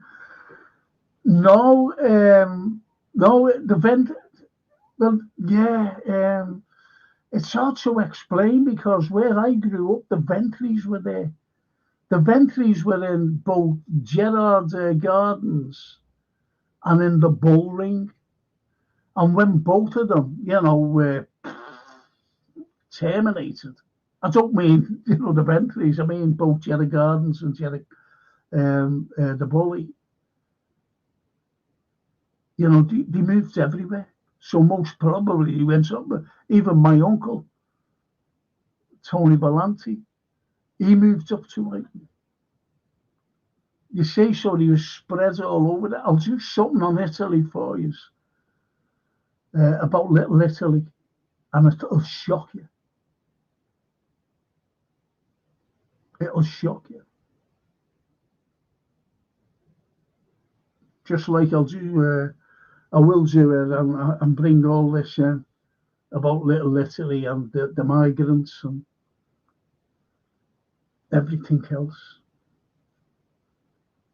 And I'll do that. I'll do the prophecies as well, not on the same night. Paul says the Romans reinvented themselves as the Roman Catholic Church. Well, to be honest, how can you say that?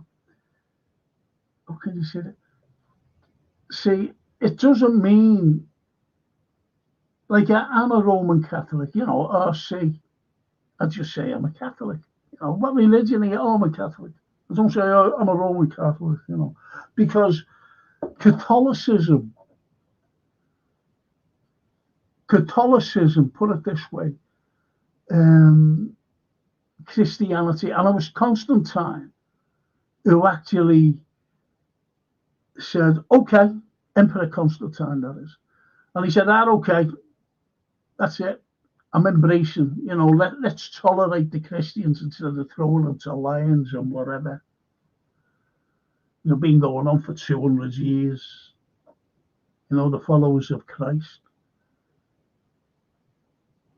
And it was St. Peter who said, upon this rock I'll build a church. And that was the Church of Rome. That's what you see today, the Vatican. St. Peter. St. Peter. Right? So when you became, the religion of, Christian Catholicism, it started off in Rome. Not like Roman, if you know what I mean. Do you see what I mean? It's like, say like it was Liverpool, for example. You'd be a Liverpool Catholic, wouldn't you? Or if it was London Catholic. Just Rome because it was there. And the first church. St. Peter's, the Vatican.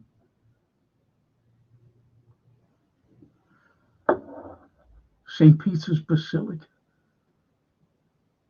So it's Roman, Roman Catholic. It's just because of that. Could have been anywhere. Could have been in St. Petersburg. St. Petersburg Catholic.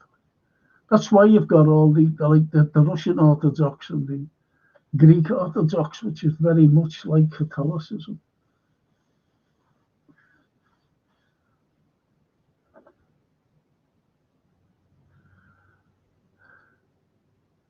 And IBR. The Vatican has a shrine to Lucifer under the Vatican and also a telescope with the same name, says IBR Stella. Don't you think that it's the grave and they won't let it out? Lucifer.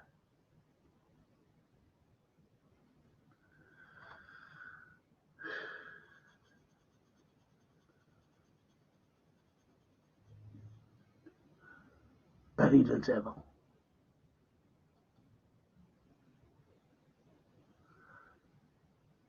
St. Malachi, yeah. Yeah. And his predictions. God's one. God's one. It's amazing, these people.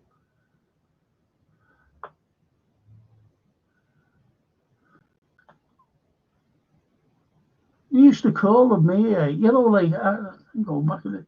I always remember my mum when she went to her, what you call a fortune teller. And she spoke about me.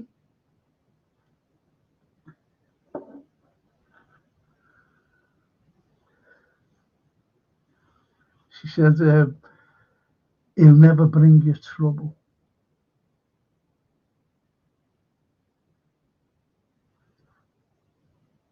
See the halo? But she did get a few predictions right. Fortune teller. So they're like people. They are people who have special abilities, actually. IBR. Apparently, the Mayan predictions were never decoded correctly, and the 2012 predictions are actually 2045, says IBR. Yeah, the Mayan.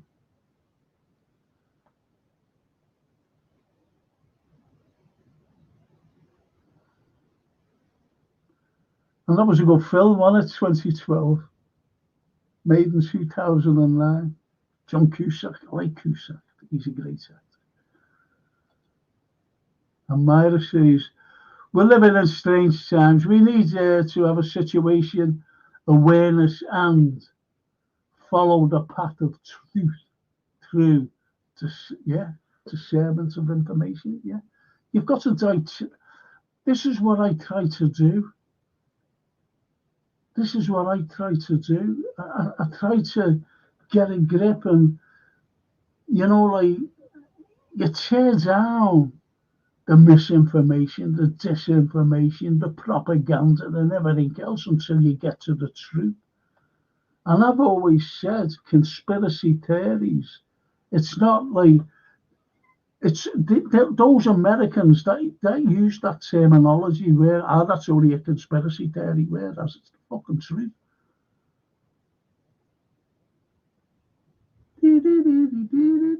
Look, that's an original thing in the sky. Even NASA said that's real, whatever that is. Whatever it is. It's not a fucking plane, is it?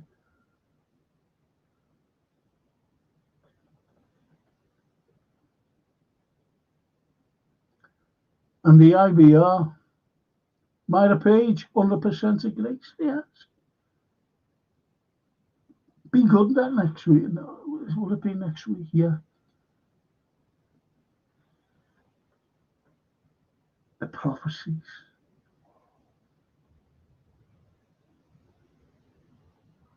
Nostradamus is not being decoded properly either.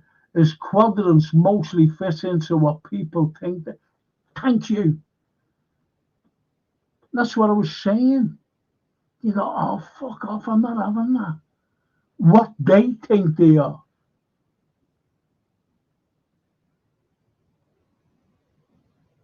It's like anything else. It's like anything else. I always remember looking at a photograph and you see a person walking along the fucking street, right? Say around 1890. You see one person and they're like that. Like that.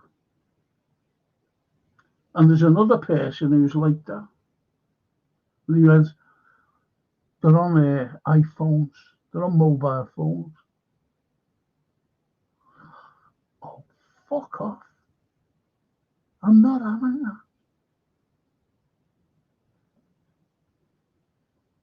that. It's like spirits. I've experienced a spirit. A fucking ghost. Not a ghost that walked through me or anything like that. I'm fucking seeing there. A proper thing. 2 things happened to me in France. 2 things that is unexplained or unexplainable, I should have said. See, it goes down my ear, you know these itchy things. I'm in pain, people.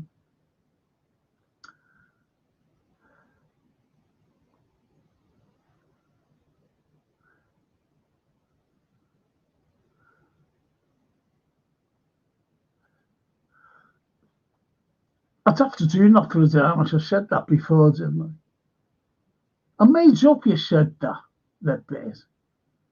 Made up. Honest. Made up.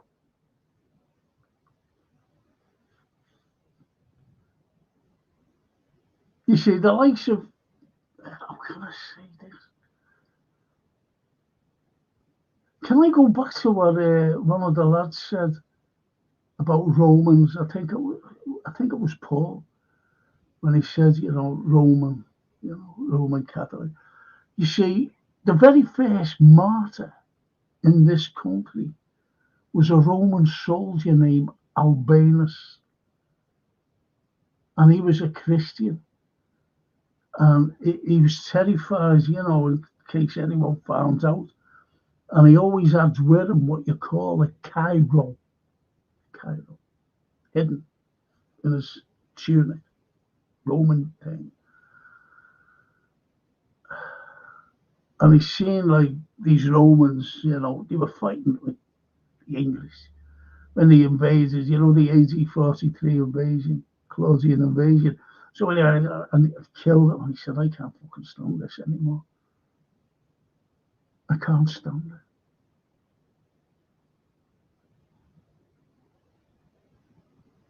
So he threw off his uniform. And the soldiers went, what's that? And they seen the Cairo. You know, and this is later, he threw off his uniform and he threw an old sack over him and he tied it with a piece of rope or whatever. Looked like a fucking monk, didn't he? You know, them brown monks.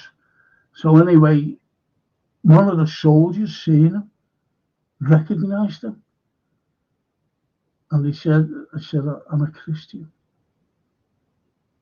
And how are you? So that's treachery. He threw off his uniform. You don't do that. It is treachery. Even today, taking off your uniform. Because he joined another army, which was the Christian army. Didn't he?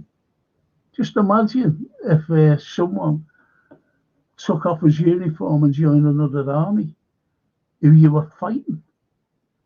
That's treachery. But there's some lads who, they're mercenaries. But it's still punishable by death if you get captured being a mercenary. Don't know whether you're aware of it. So anyway, this fella. So he tries him. And when they seen this Carlyle, which is Greek, which means Christ cross. Carlyle. Christ cross.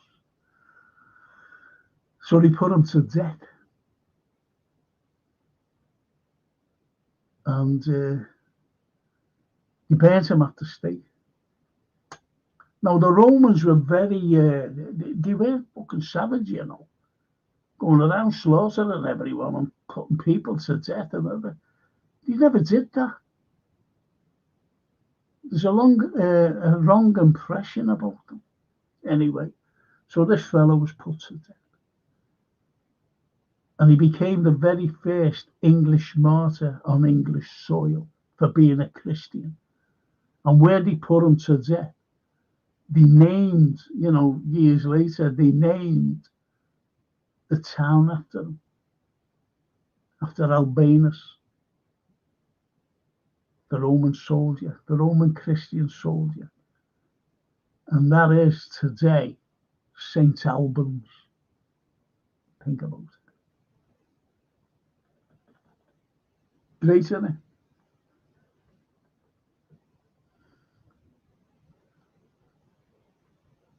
Great show tonight, Frank. Say hello to Anthony for me. All is forgiven. I will, Michael J. Lloyd. Good man. And the admire the same factors that too many millions have been brainwashed to believe lies and false information. They still are.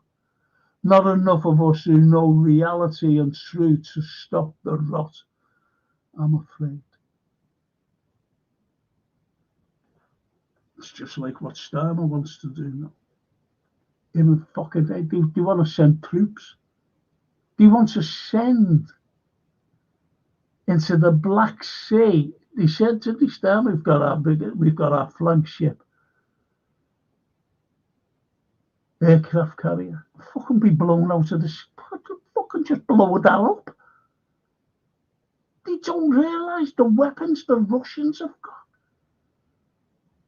Just blow it out of the stuff. They just want a war. Whether it's this WEF and all this deep state who wants to depopulise the population of the world. I believe in other worlds. I believe in other worlds. I've seen them. Or worlds.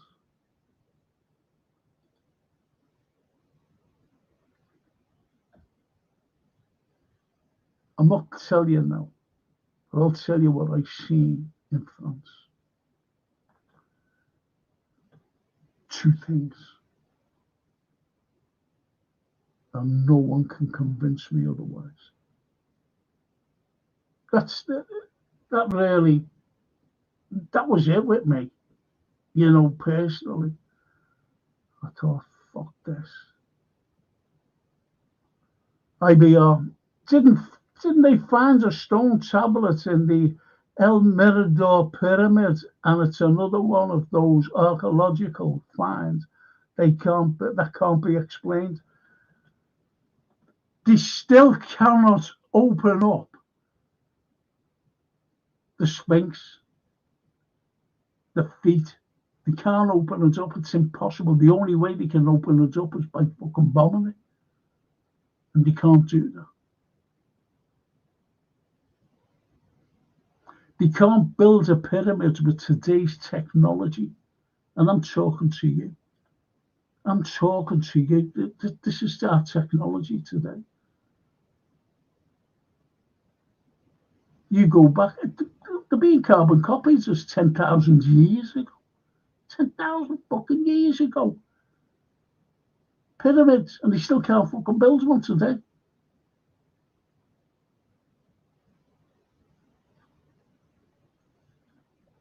There's a sarcophagus, and it's like glass. The outside is rough, and it is very rough stone. A very rough stone. But inside it, it's pure. It's so smooth, there's not a mark on it. And the symmetry of the thing inside, like the coffin itself, it's so perfect. 10,000 years old. How's that? This thing, it's like glass inside. It's that perfect. There's not a mark on it. They've microscoped it. They've done everything. There's not a fucking scratch on it. And you can't tell me that a few fellas with a chisel, 10,000 years old, like, you know, a chisel made 10,000 years ago was doing it. Well, lads, don't put a scratch there. You can't tell me that. Because they tried to laser something on a smaller scale, like, obviously. Could they do it? No. Because it was leaving marks.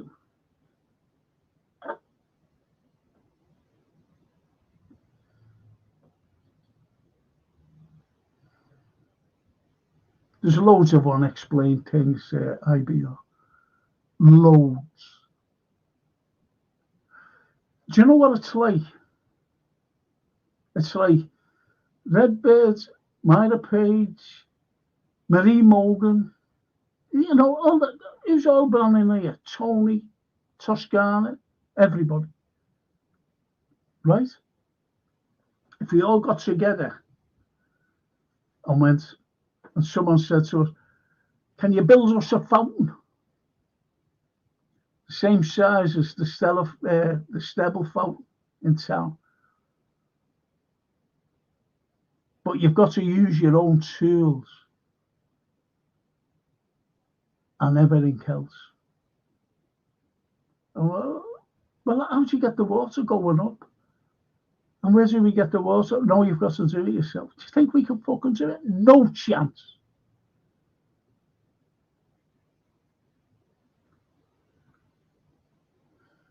No chance.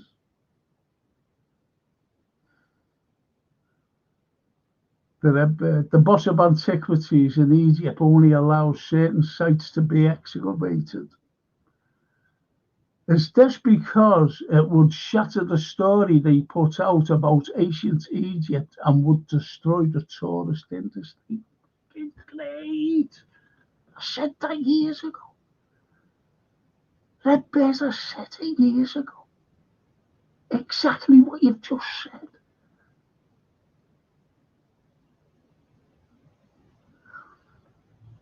I gave a lecture about Jack the Ripper.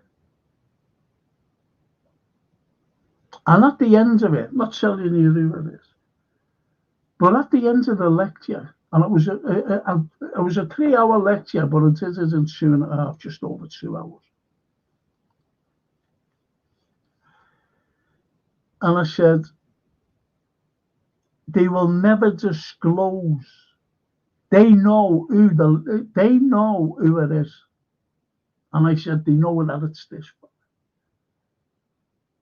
I said, but they'll never disclose it because the economy for books, even magazines, everything, films, plays, you name it, around the world about Jack the Ripper, all that economy would stop. Think about it. There's loads of unexplained things. And you've hit the fucking nail on the head of it. Would destroy the tourist industry. I said that honestly. And it's just like Jack the Ripper would destroy the big legacy of Jack the Ripper. Nothing more to be said.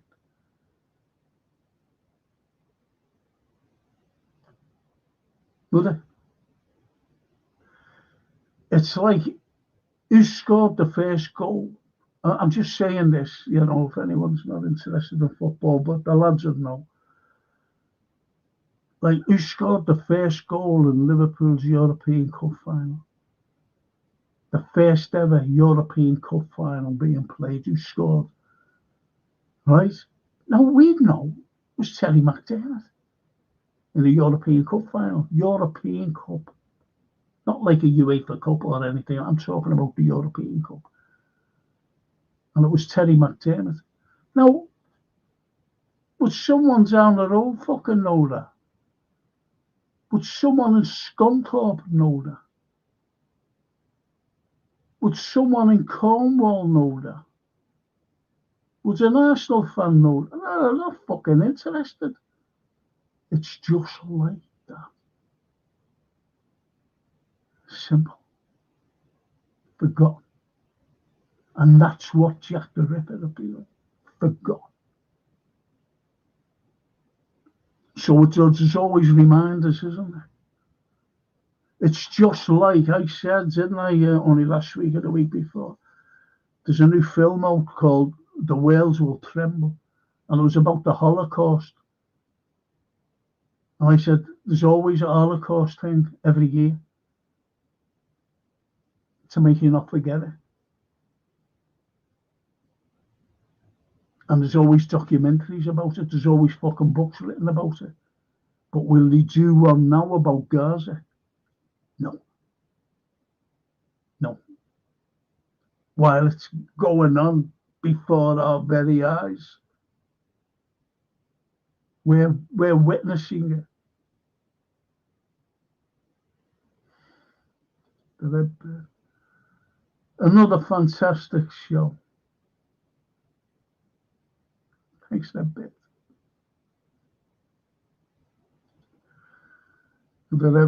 Great minds think alike. That said, your knowledge is unmatched, and I respect and admire you, Frankie boy, 100%. Thank you. Mille grazie. Thank you so much. Well, I'm going to call it a night because we get along from there to there, and sometimes it's going further down today. And this nose is itchy. You might think I'm not, it's just itchy around here. And then around there and underneath it. What can you see? The little vets. Don't know what it is. Well, I do know what it is. Because it comes out. Yeah, everyone's got it. It's like a fungi under your face. And everyone's got it. But unfortunately, I'm one of those people that it comes out on. The dermatologist told me so. And a flake. Like through my scalp. Losing my hair, remember?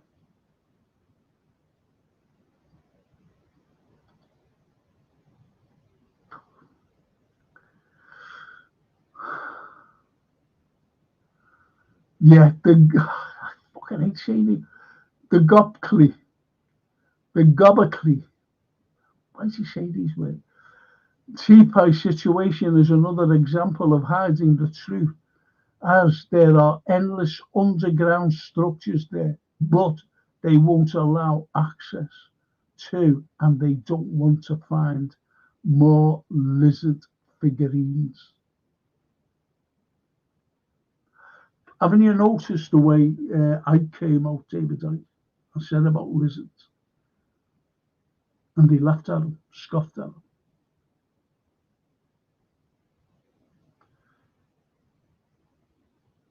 There used to be a TV series called V, and they were lizards. When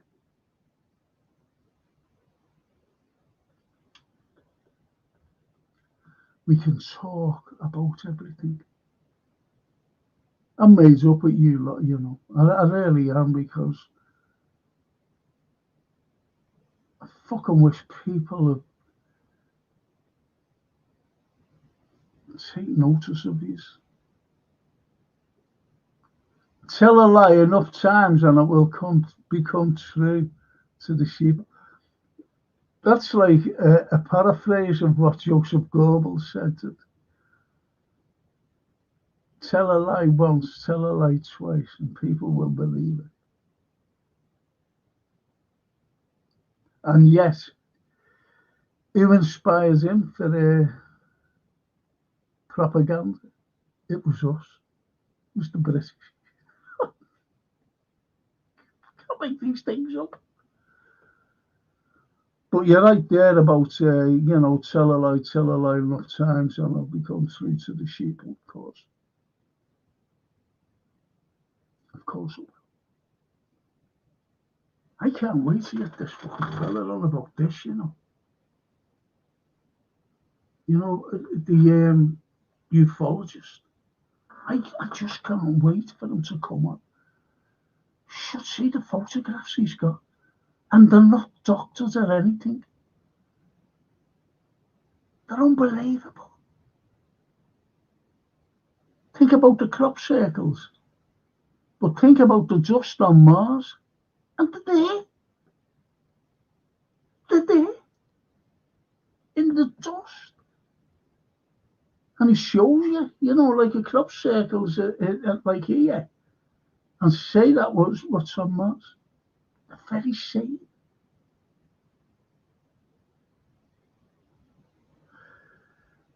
Can't wait for that. Well, Myra's going. Myra, take care, everyone. Oh, you too. Thank you, Myra, for joining everyone tonight. Thank you so much. And on that wonderful note, I'll leave that with Myra, our very last comment. And it's fitting for that anyway. She had the first comment. And I was going to leave it with the last, but I can't because Callum. Liverpool beat Spurs 4-1. Well, I'll be having a pre-match on Sunday, as you know. And if you're all on tomorrow morning, most probably we'll be talking football. Callum, it's on the cups. IBR tomorrow. That's lovely. Thank you, IBR, for that, Thank you. Now, don't forget what I'm trying to do for you. Get you one of these. It's a full paper. It's got 4 pages. 4 pages. I'll try and get them done. It's sepia, I have to pay I have to pay more.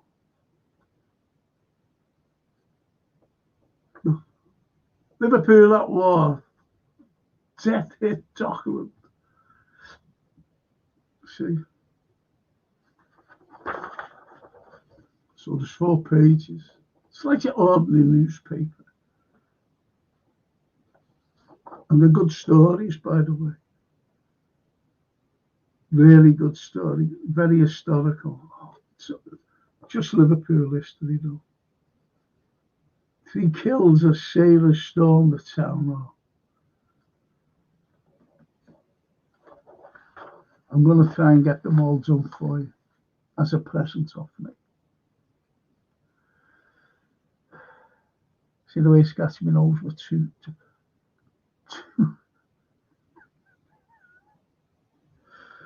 Boys and girls, thank you.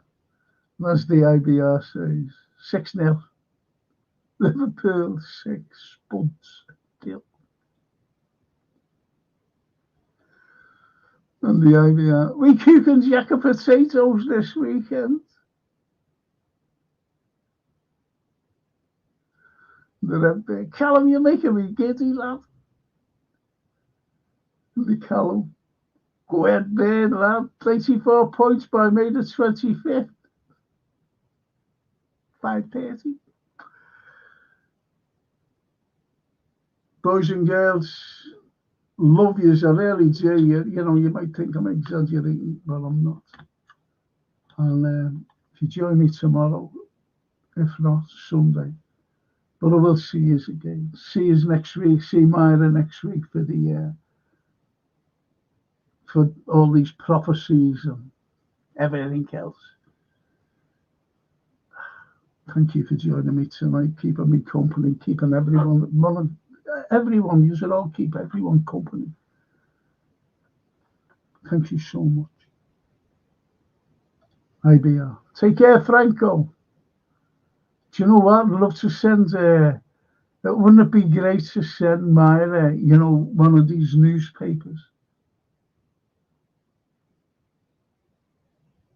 All about Liverpool history.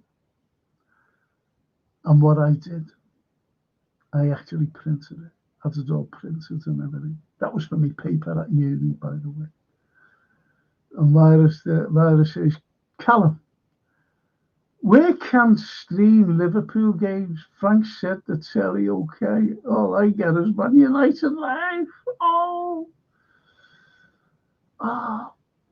Karen, got your things? Karen, I've got them.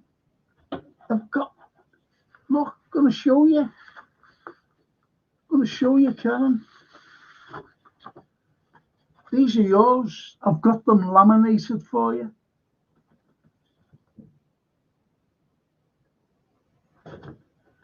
I've got them laminated. When you come down. Sunday night, early in the morning. We don't want to go down there, do you? Ralph Harris. Oh, fucking hell. Oh, lovely. Great to see you there, Karen Kariaki. Oh, smashing. Myra. Oh, that's lovely. Well done.